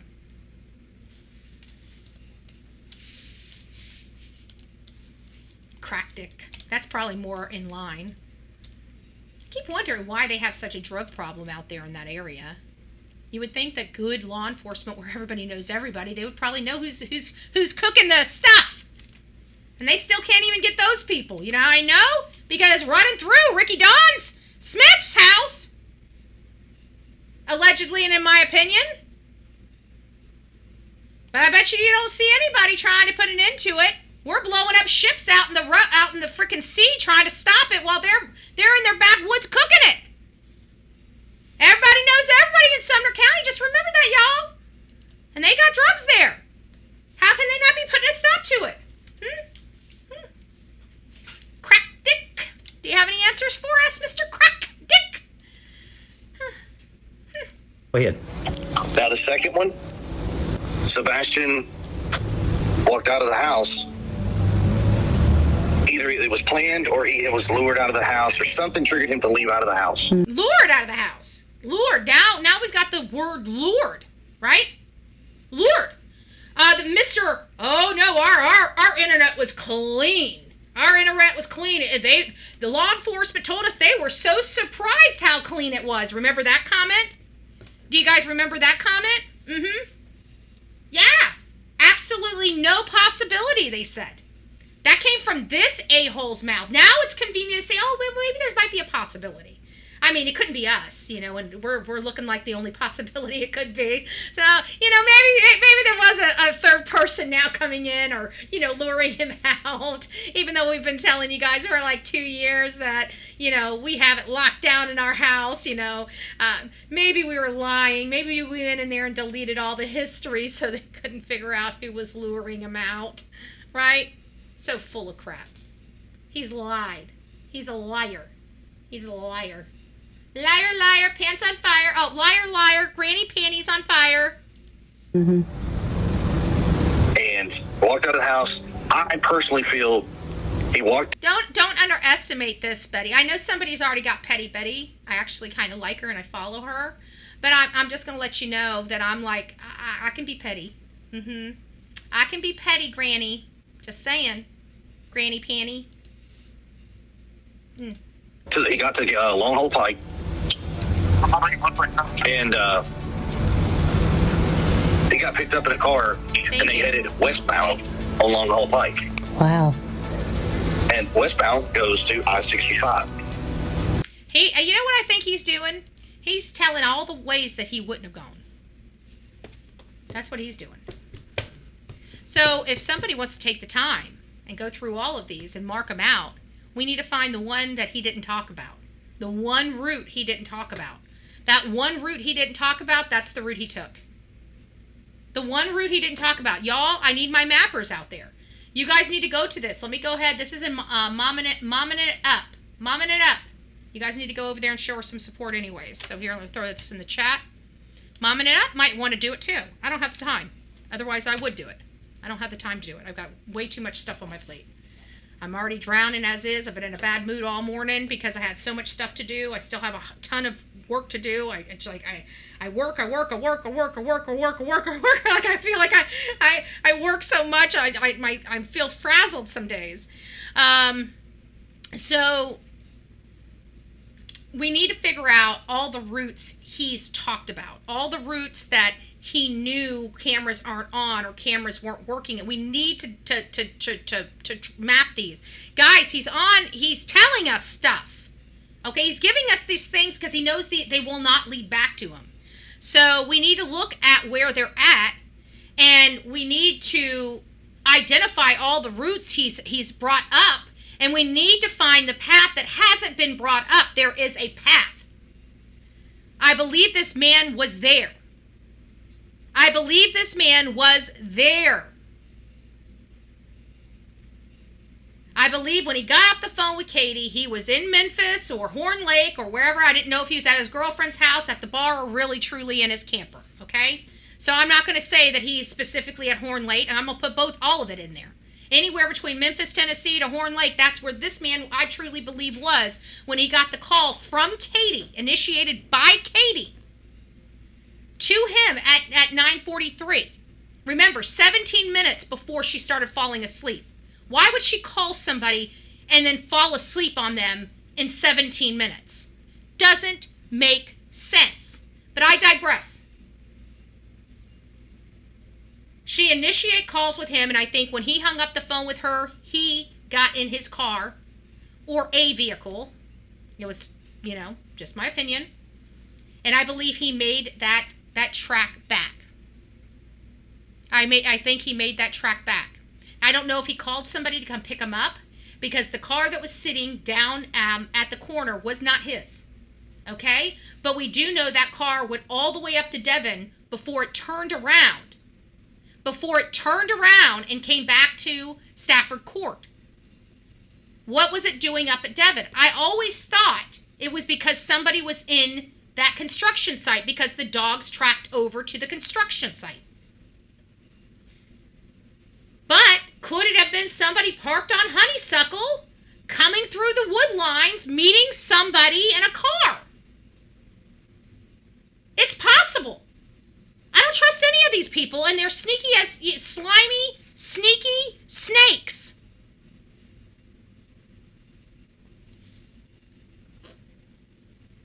Slimy, sneaky snakes.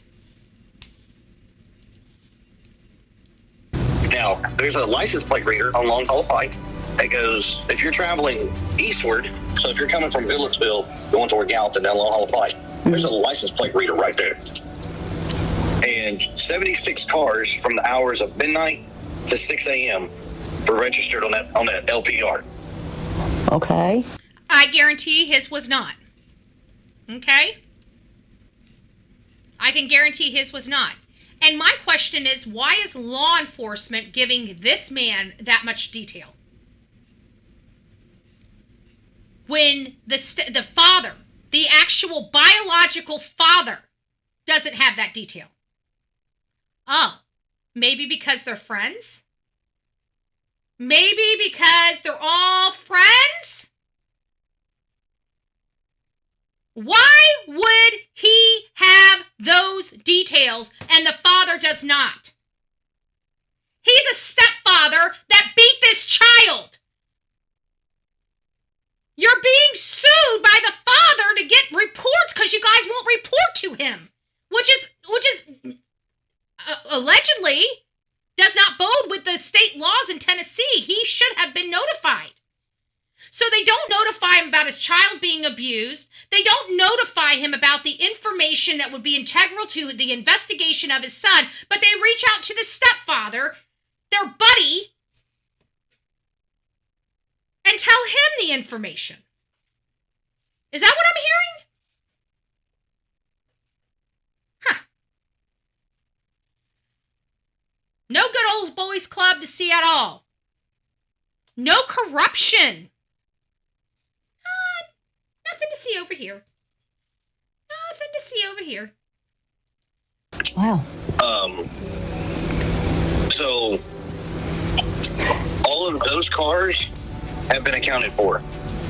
Now, what has not been accounted for is if you were traveling westbound, so if you were going from Gallatin to Goodlettsville. There we go. That's the route. There is a mistake on that route. There is a lot of cameras on that route. Did law enforcement do their due diligence and get those camera footage? I guarantee they did not. Okay? I don't have confidence in them. None. I almost bet they didn't bother reaching out to Memphis. I don't think they bothered reaching out to any other county with road cameras to see if anybody was here. I don't even think they went and stopped at gas stations along Chris Proudfoot's route to try to acquire any type of footage in and around those days. They dropped the ball. I almost guarantee it because they're incompetent. This is the problems they're having in the case. And never mind that anytime you have a parent that has a missing child and they want to leave town, even for 24 hours, you usually, best practices. Let me tell you this, Mr. Craddock, since you don't know how to do your fucking job. I'm not going to be professional. But you tail them. You never let a parent that's missing a child ever out of your sight. Ever. That's just LE 101. Okay? And I'm pretty sure you guys have a standard operating procedure that says that. Yet they allowed Chris to leave the county unobstructed and untailed. And I truly believe that morning he had to drop Sebastian somewhere. And I believe days later, he went back because it was after that trip he was so emboldened to say they will never find him.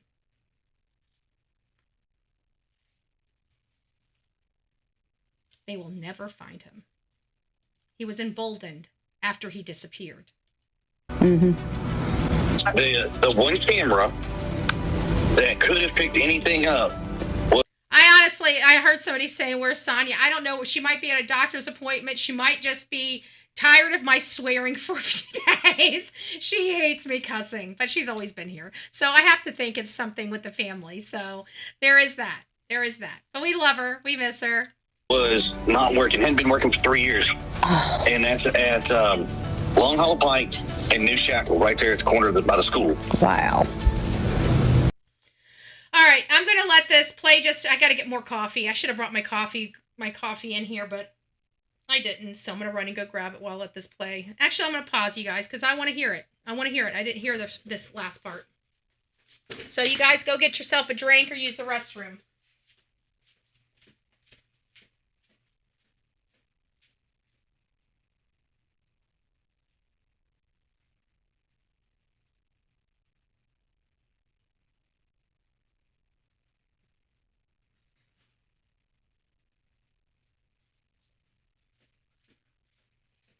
All right, I'm back. Look at me, I'm back.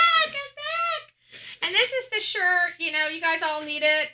I'm not bossy, I'm aggressively helpful. You guys can get that from Sonia's shirt. I love this shirt. I've had it now for, I think, a year. And you guys still see it's in perfect condition. And you guys see me wear it often. So it's good quality. See, I knew it. See, I'm sorry. Yeah, I know my people, okay? I know my people. I knew it. I figured it was that, or the only other thing that would pull her away from the Bullhorn Betty channel is her grandson. Her family is top priority. I shouldn't say grandson. Her grandchildren, because she's got multiple. And it hasn't worked for 3 years now. Whether or not they're going to work it now, I don't know. But it hadn't worked for 3 years. So anybody going, like I said, westbound down Long Hollow Pike could have picked up Sebastian, picked him in a car, all but. Oh yeah, because Sebastian just trusts people. Yeah, they can just pick him up on the side of the road. Hey, yeah, you need a ride? Come on in. Get on in. We're gonna take you off and butcher you. It doesn't make sense. Okay. I don't see Sebastian and not only that, we've already heard from all the parents that he's more timid from adults. He would make friends with kids, but he's very timid of adults. He doesn't just warm up to just any adult. He just don't go there and say, "Hey, how you doing?" He's going to be shy. I don't see Sebastian just getting in a vehicle with a random person. None of this makes sense, but hey, you know what? These are the dumb theories that he was pushing out, and I can tell you just about every single one of them have been debunked except him. I'm looking at him. I'm trying to find and track this man right here. That's where I want to know step by step where he was. I believe I know where Katie was. I believe she was in that house getting all this stuff cleaned up. I believe he came there. He had somebody meet him there. And they went inside the house, and I believe it was him that took Sebastian out of the house that we see creeping behind that light. And I'm not, until the FBI gives us the video that they've cleaned up, the actual video, not a screenshot. We're not that dumb. We're not taking that crap. Thank you for the screenshot. It clears a lot of stuff up. We can definitely see, and I'm absolutely confident that light is in the side yard, in that common area. Even with their more updated, where is it? Did I still have it up? Here it is.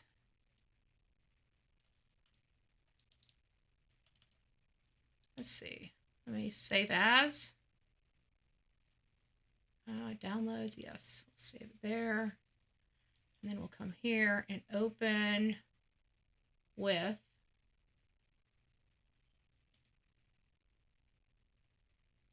maybe it won't let me. Hold on. Let me see if I can open this way. Open with Google. There we go. There we go. Okay, let's look at this. There's that. I think we need to move this because the camera, we got to get this straightened up. God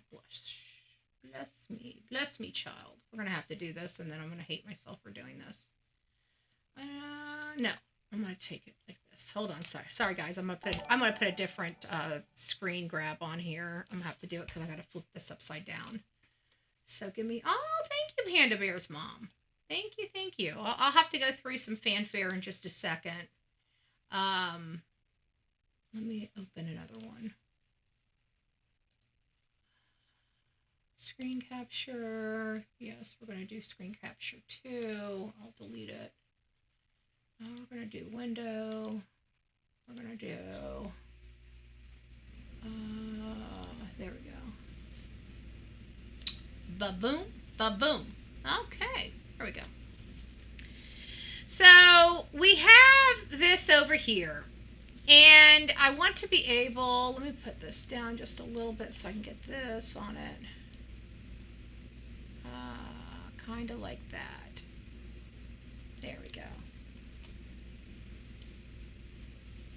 That's kind of where we need it. And I'm sorry, we've got the lights here from the garage. So it's directly across would be their property. Okay? There's the lights, their property.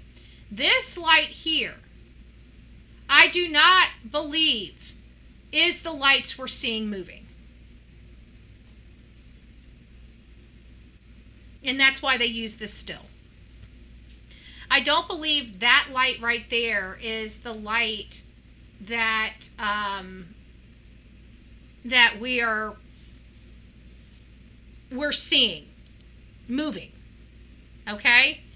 That's the problem I'm having. Is I don't think that I'm going to go back and look at the actual footage and analyze it. But if this is down, hold on. If we find out that I got this position wrong and it's more, hold on. Sorry, I'm trying to. And it's more like this, then this is still their house, their area. But this light, the lights that we see come down and go through here. Oh, you guys can't see it. I'm not showing. It goes through here. Okay? So I'm having problems with this. But if this is a nothing burger, if this whole video truly, truly, truly is a nothing burger, we still have one critical piece of information. And that is a truck was moving at the time we see or know that Sebastian, in the area that Sebastian disappeared. And we have learned that it is a pickup truck. A pickup truck. So where else are we? This is one. Hopefully Bullhorn Betty can get this to Seth. My Google question was answered. And it is, yes, in Tennessee, you can face charges specifically for child endangerment under Tennessee Code Section 3915401 if your autistic child goes missing due to negligent behavior or failure to protect them.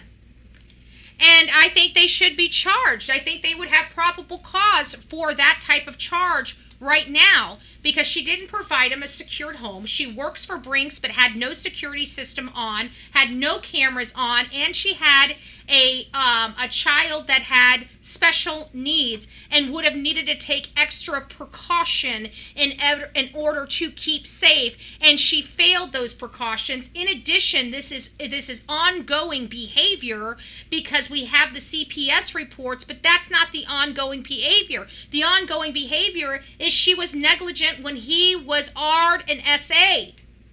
So she has already a history of negligence.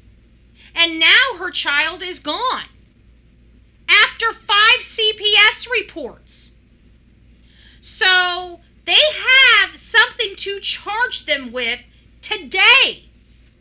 Sumner County does. Right now. They could charge both Katie and Chris with these charges. Would it keep them in jail? No. But it would let them know they're serious. It would shake their tree. It will rattle them. Now they have criminal charges. They could lose benefits from the military now. They have a lot more to lose. And this is appropriate. It's not like we're asking law enforcement to, arrest somebody that committed no crimes, which they clearly had no problem doing. We're asking them to charge people that have committed crimes and they're failing to do it. So they want to charge people that are innocent and let the guilty people go. How is that any different than any other Democrat city across this country that is putting criminals back out on the streets? And this is in Tennessee. Bill Lee, you got problems, dude. You got some serious problems in your state. And trust me, it's far more important than blessed farmland. Just saying. Just saying. Footage of cars going and coming from the Proudfoot's home that night or the morning of. Nobody's leaving, coming and going, even the child, and that means Sebastian didn't make it home. So if he's angry at you, that's okay. He should be. The people that are pleased with you right now are the ones getting away with it. Yep. Right. That should be your big red flag. The people that don't have a problem with you. The people that are patting you on the back saying, good job, we've been free for 18 months. Let's go to Disney World. Let's go to Disney World. So now we have the good night between 9 and 10. Katie told us, and this is a quote from lead detective Brandon Carter. You probably wouldn't recognize him because he hasn't been doing interviews, but I do want to let you know he is the lead detective.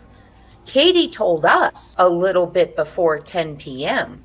she heard a loud bang coming from Sebastian's room, so she yelled out to ask him if he was okay, to which he responded that he was, said Detective Brandon Carter from the Sumner County Sheriff's Office. Okie dokie. Since I got in, the Proudfoot is blasting me. You know, if they want it, listen, 50 years I've done this, brother. If they want to find their kid, then why are they blasting me? 10,000 fugitives in the last 44 years. Why would they come after the #1 bounty hunter in the world? Still missing Sebastian. That's just the truth, guys. Listen, I'm going to shoot it straight with you every time. You know, it is what it is. Do I believe that Chris and Katie have some responsibility in the disappearance of Sebastian? In my opinion, yes, I do. I believe Katie has done something and Chris has helped cover it up. That's just my opinion. That don't mean you got to agree with it. You ain't got to disagree with it. You may have your own opinion. You may still believe that the lights are real and there's somebody out there with a green hoodie lurking the shadows of night snatching babies. Not happening. Just not happening, okay? I do want to start off by saying that they said Sebastian's age wrong in the first sentence, which kind of made me like, oh my God, shake my head. Why can't we just do right by this kid? I mean, there's been so much misinformation coming from authorities when it comes to this case. First, it was the last seen date. Now it's his age. It's like, can we just get it right? Katie told us a little bit before 10 p.m. she heard a loud bang coming from Sebastian's room. So she yelled out to ask him if he was okay. When law enforcement plays us for a fool or tries to lie to us, because when we know we are right, we are going to prove we are right. Clearly, this is something they're trying to hide, right? They don't want us to know about this. That's why they keep lying about this. But every time they try to call us liars, we're going to prove we're not liars and they're the ones lying. But to keep lying and tell us it was a dump truck, and then now all of a sudden it's a reflections off a headlight. You are full of crap. We know you're lying to us, and it just further puts distrust in our hearts. So now we're not going to take anything you say as true. Just saying. Just saying. Just saying. It's just, it's frustrating. You know, it's frustrating. So that's kind of where we are. What's here? Oh, we'll go through. Do we want to go through this? Oh, yeah, this is going to piss everybody off. If you're in Kentucky, I got some Kentucky watchers out here. You guys are in danger on your streets from your government. Don't worry, Bullhorn Betty's coming into Kentucky too. This year I've selected Texas and Kentucky, and of course I have my hands full with Florida just fine. So I'm always going to be in Florida, right? So I'm taking 2 states this year. I'm committing myself to 2 states, and it's Tennessee and Kentucky. So all of my Kentucky and Tennessee family, I'm going to need your support because we need to be out there cleaning up your states. I'm sick of the lawlessness. I can't get into California. I'm not going to New York. I'm not going to these other places.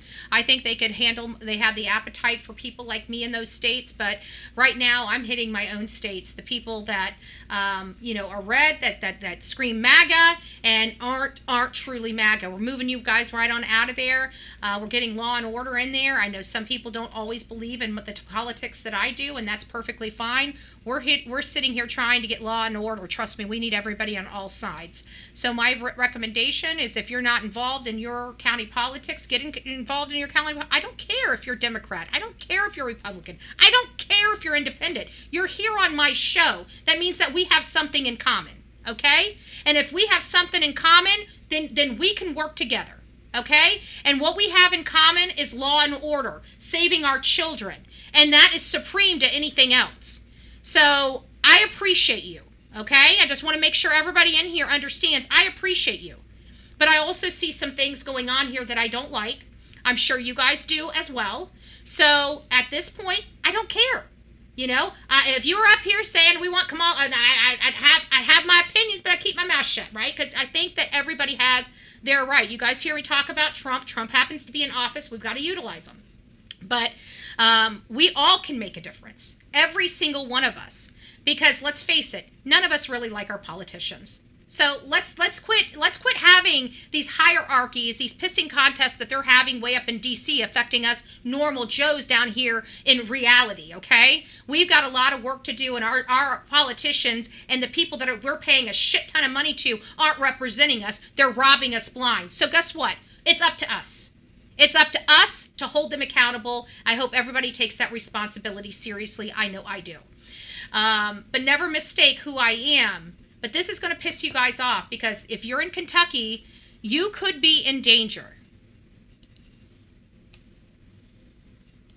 Inside Kentucky's transportation cabinet, licenses issued without a driver's test. It is an ongoing WDRB investigation, and tonight we hear from a whistleblower who says coworkers used her login to pull off this scheme.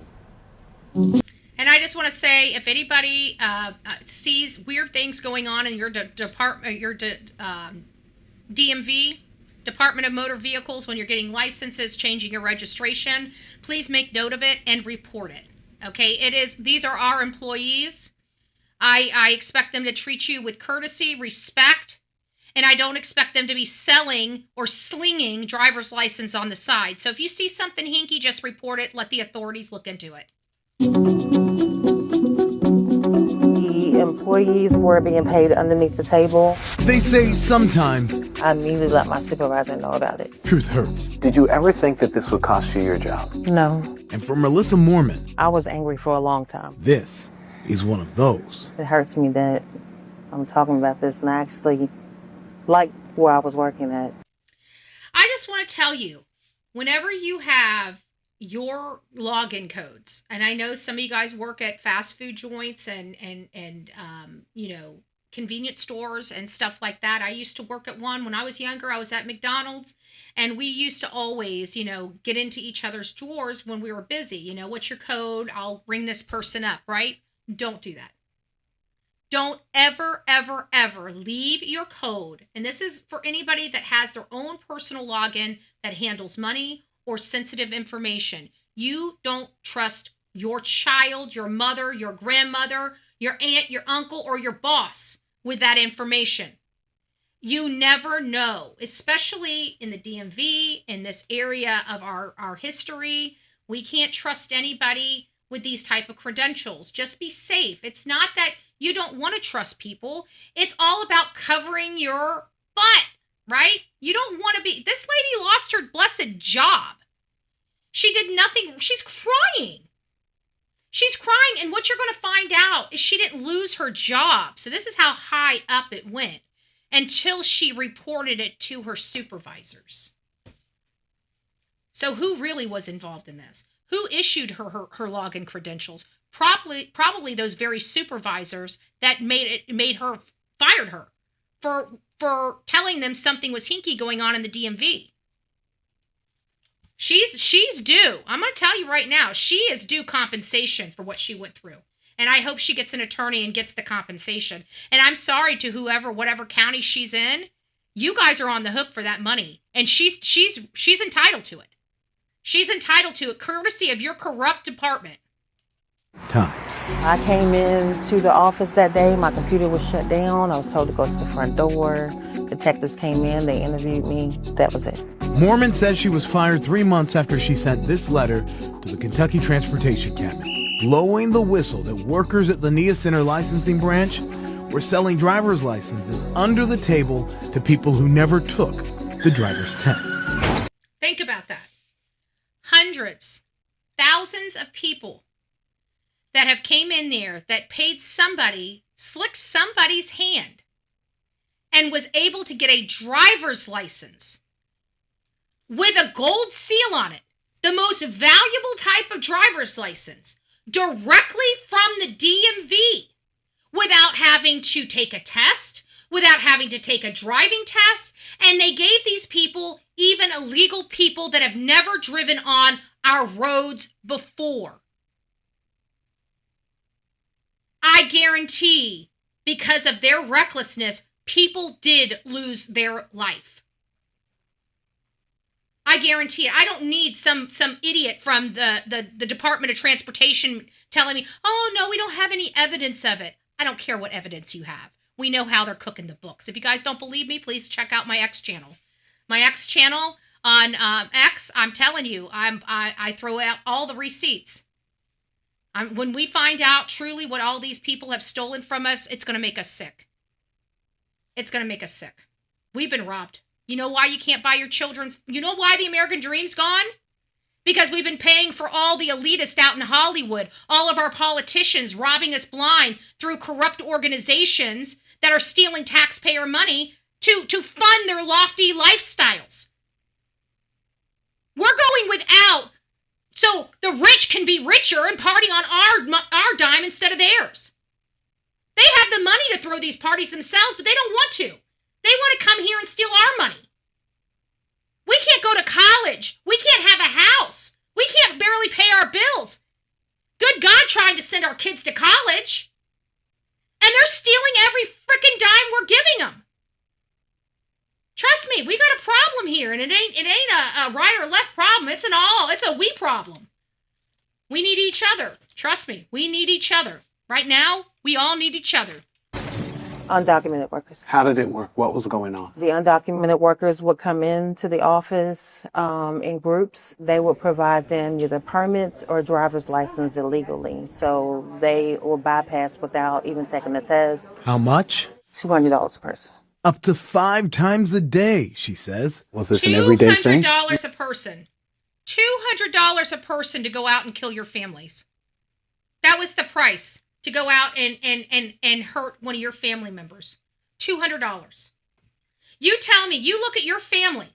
I want you guys all to go home or where you're at now, and I want you to look over to the person you love, and you ask me, if they got killed tomorrow, was their life worth $200? Was their life worth $200? We can no longer have bleeding hearts in this country, folks. Okay? It's killing us. Literally. An illegal just threw a beautiful black lady, a black young lady, threw her away like garbage. Do you think he asked her, are you a Republican or Democrat? Do you think he asked her? Because she probably voted for the policies that kept him here, as sad as that is. And she lost her life. Our bleeding hearts have to stop in this country. Our bleeding hearts have to stop, folks. I'm sorry. Not when it comes to us. If we want to help, we can help afar. We got money here. We don't need to bring this and bring the problems knocking on our front door. We can support other countries to help and aid in these things. We don't have to be the ones that accept this third world country in our civilized environment. We can do much better keeping them closer to home. We just can. All right, guys, I've already bent your ear. That's my bleeding heart for the day. That's my soapbox for the day. We had a lot of great information when it came to Sebastian Wayne Drake Rogers. We're starting to get somewhere, in my opinion, with some of the details in the Sebastian Wayne Drake Rogers case. Let me go through here and check out I didn't even address really people that have been supporting this channel today. I want to tell you all thank you so very much. Deanne, thank you. BHB, you rock. Kathy gifted a Bullhorn Betty membership for the ones that received your Bullhorn Betty memberships today. Thank you so much for being part of this crazy family we call the Coffee Club, i.e. the Insane Asylum. Holly, thank you so much. Panda Bear's mom. Ooh, we can't go yet because we need to talk about Devlin. Panda Bear's mom, thank you so much. Let me move this down just a little bit. Oh, beautiful Melanie, giving her us their love and cheer. Mike, thank you, thank you. Where's the yeah, I'd like to see that. I don't believe it. And if he does do it, come on. You guys know he's just cooking the books. He's playing he's from California. Let's not forget, I'm sorry, all you California folks. I'm sure your state is beautiful. I just don't like your state. I love the people because I think people are people, right? I love our community. I love normal people, okay? I love the average Joes. That's what I love. I'm serious! I'm just kidding. I love you guys. I love you guys. Grief journal, yep. 8:21, leaving Carl's Supermarket on foot. Phone ping at trailer park. Dog had his scent. Laundromat cameras weren't working that day. Now, you said at the trailer park, that was back at his house, right? The trailer park is where his home is located. Hopefully, if I got that right. We're happy 13 months. Aw, thank you, Alicia. That's so sweet. And Brenda, thank you, thank you, thank you. Thank you, guys. That's really sweet. Let me go back over here. Hopefully Panda Bear's mom has some time to answer us. Aw, thank you, guys. Aw, thank you, thank you, thank you. We had a child die first day of school a couple years ago from an illegal running a bus off the road. Accidents happen. Trust me, Americans can cause enough chaos. We can do bad all by ourselves. We don't need to, bring other people to, we can do bad all by ourselves, right? At the end of the day. No, the trailer park is not where he lived. So why was he pinging in a trailer park? Did he meet somebody up at the store? Somebody's going to have to... Does anybody have a map of the area where he went? Already, pinpointed?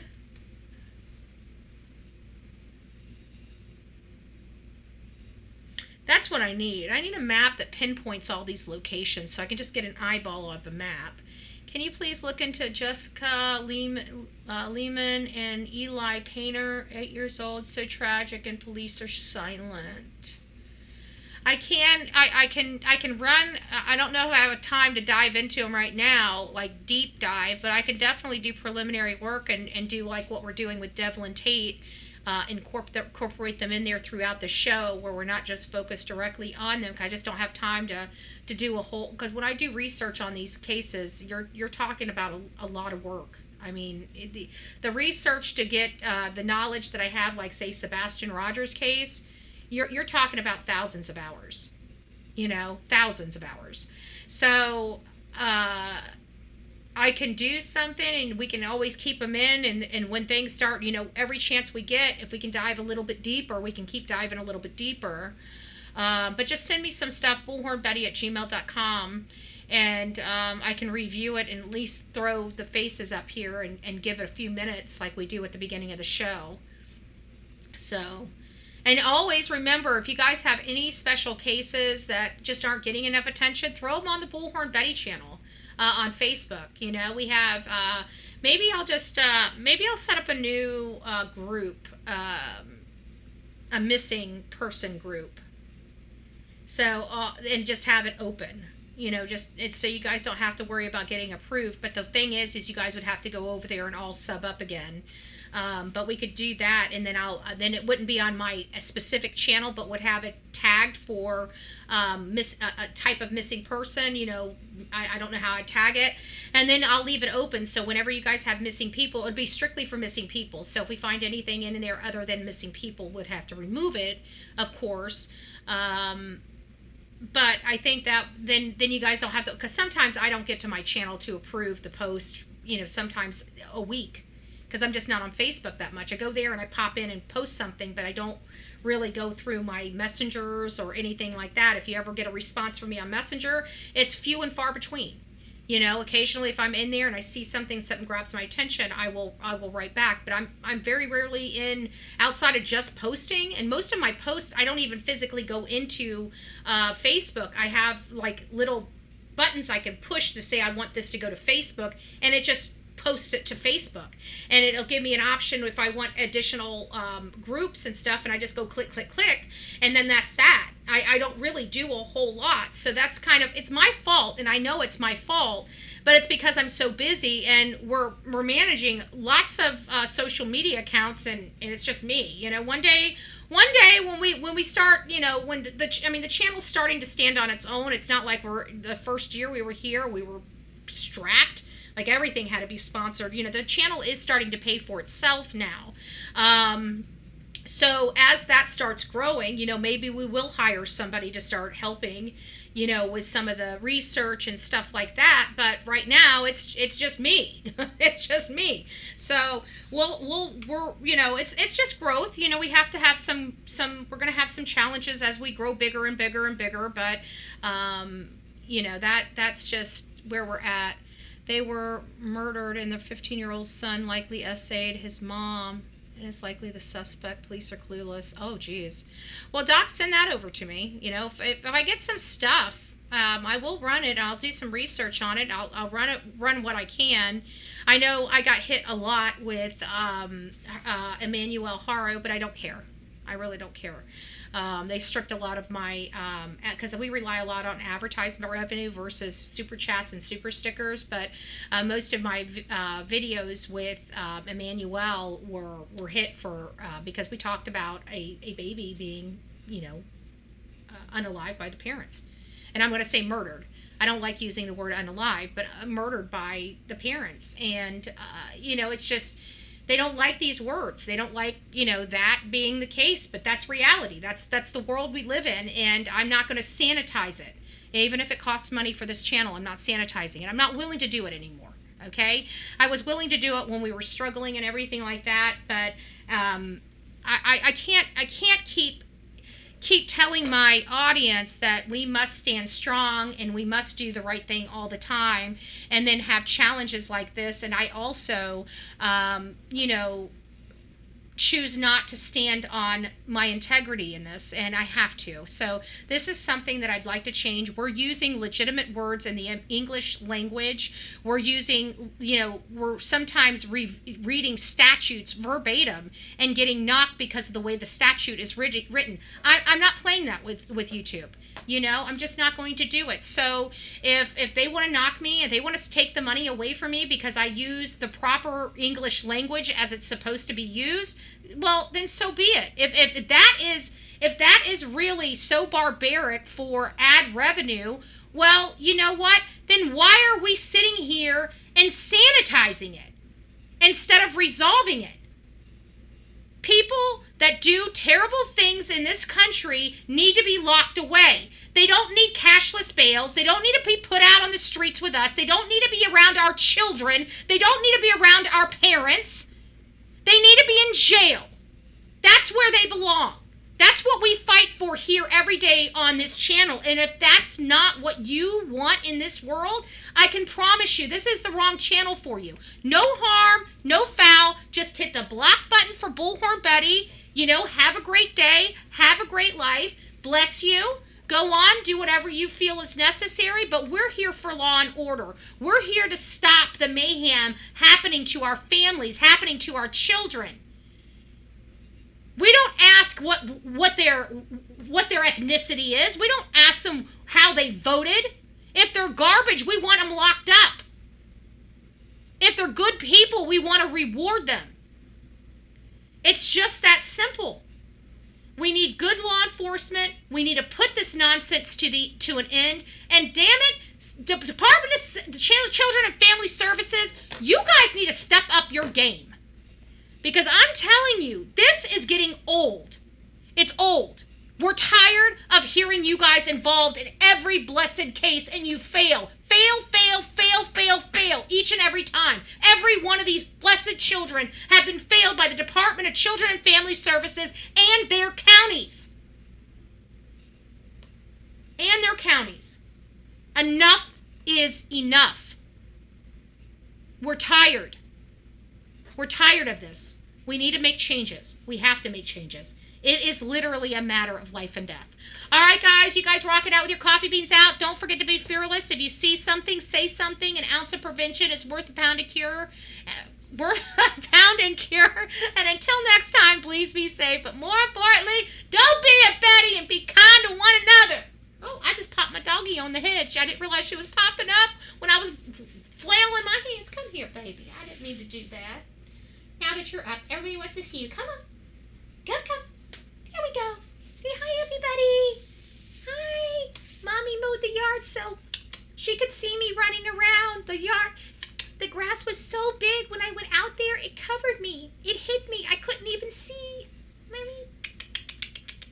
You did the baby. I'm a baby. I love my mommy. Oh, I did the baby. I love her so much.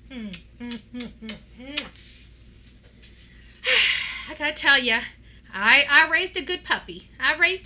She's sweet. She's kind. She barks a little. She's not an ankle biter. She gets along with dogs. She gets along with cats. I mean, she is I make sure she's a socialized dog. So every time, she's still a little protective. She's starting to get the little thing when she doesn't know somebody. She goes, eh. Did that come from you? And she doesn't like the neighbors. I don't know what it is, but every time she sees a little kid and they're like crying or something, she wants to bark at them. But I think it's because she doesn't know what they are. I don't think she's ever seen a kid before. Yeah, she has. Not as small as the ones across the street playing. But she seems like every time they're playing, she wants to go play with them. So she's like, arr, arr, arr, arr, arr. And I'm like, no, you can't bark at him. Can't bark at him. But she's good. She's good. There is a rescue near called Aww. Yeah, she's special. She's special. And my mom wants to, I can tell you, I have to side-eye my mom every time I send her over there because I keep wondering if I'm going to come back and she's going to say, I don't know what happened to your dog. Sorry. We'll have to get you another one. There is no other one, okay? She's mine. My mom says, I love her so much. And my mom even says, it's hard for me to believe I can love something this much. I said, trust me, I understand, right? I understand. She's a good girl. She really is. She is. She's a very good dog. She takes after her mommy and lets you know when she's... Yeah, she stopped chewing me out, though. I've been leaving her home a little bit here and there, so she wouldn't have such... She sleeps. She's kind of chill now. She's kind of chill. But everybody, when she was a puppy, if we left her for more than an hour, as soon as we came back in, because it was me, the real Me Too, and Gypsy. And we walked back into the room, and she lit our butts up. She chewed us slap out. Like mean, like she was mad. She was a mad girl. And after she got done chewing us out, all she wanted to do was eat and play, you know. But she had to give us a good 5 minutes of I can't believe you left me here by myself. What did you do with my mommy? You bad, bad people. You horrible, horrible humans. You horrible humans. Yeah, she's great. She is. She's got a beautiful personality. And you know what? I mean, to be honest with you, I think who was it? It was Lady Freedom. When we were talking the other day, she's like, you can really tell she's a girl just by her face. And I said, yeah, you can. She's dainty in her face. There's no misunderstandings whether she's a girl or a boy. Like I can look at her and tell without even picking up her tail whether she's a boy or a girl. She looks like a little girl. She acts like a little girl. And she gives me a baby. my little baby. All right, guys, I'm done. Have a great day. We'll see you soon.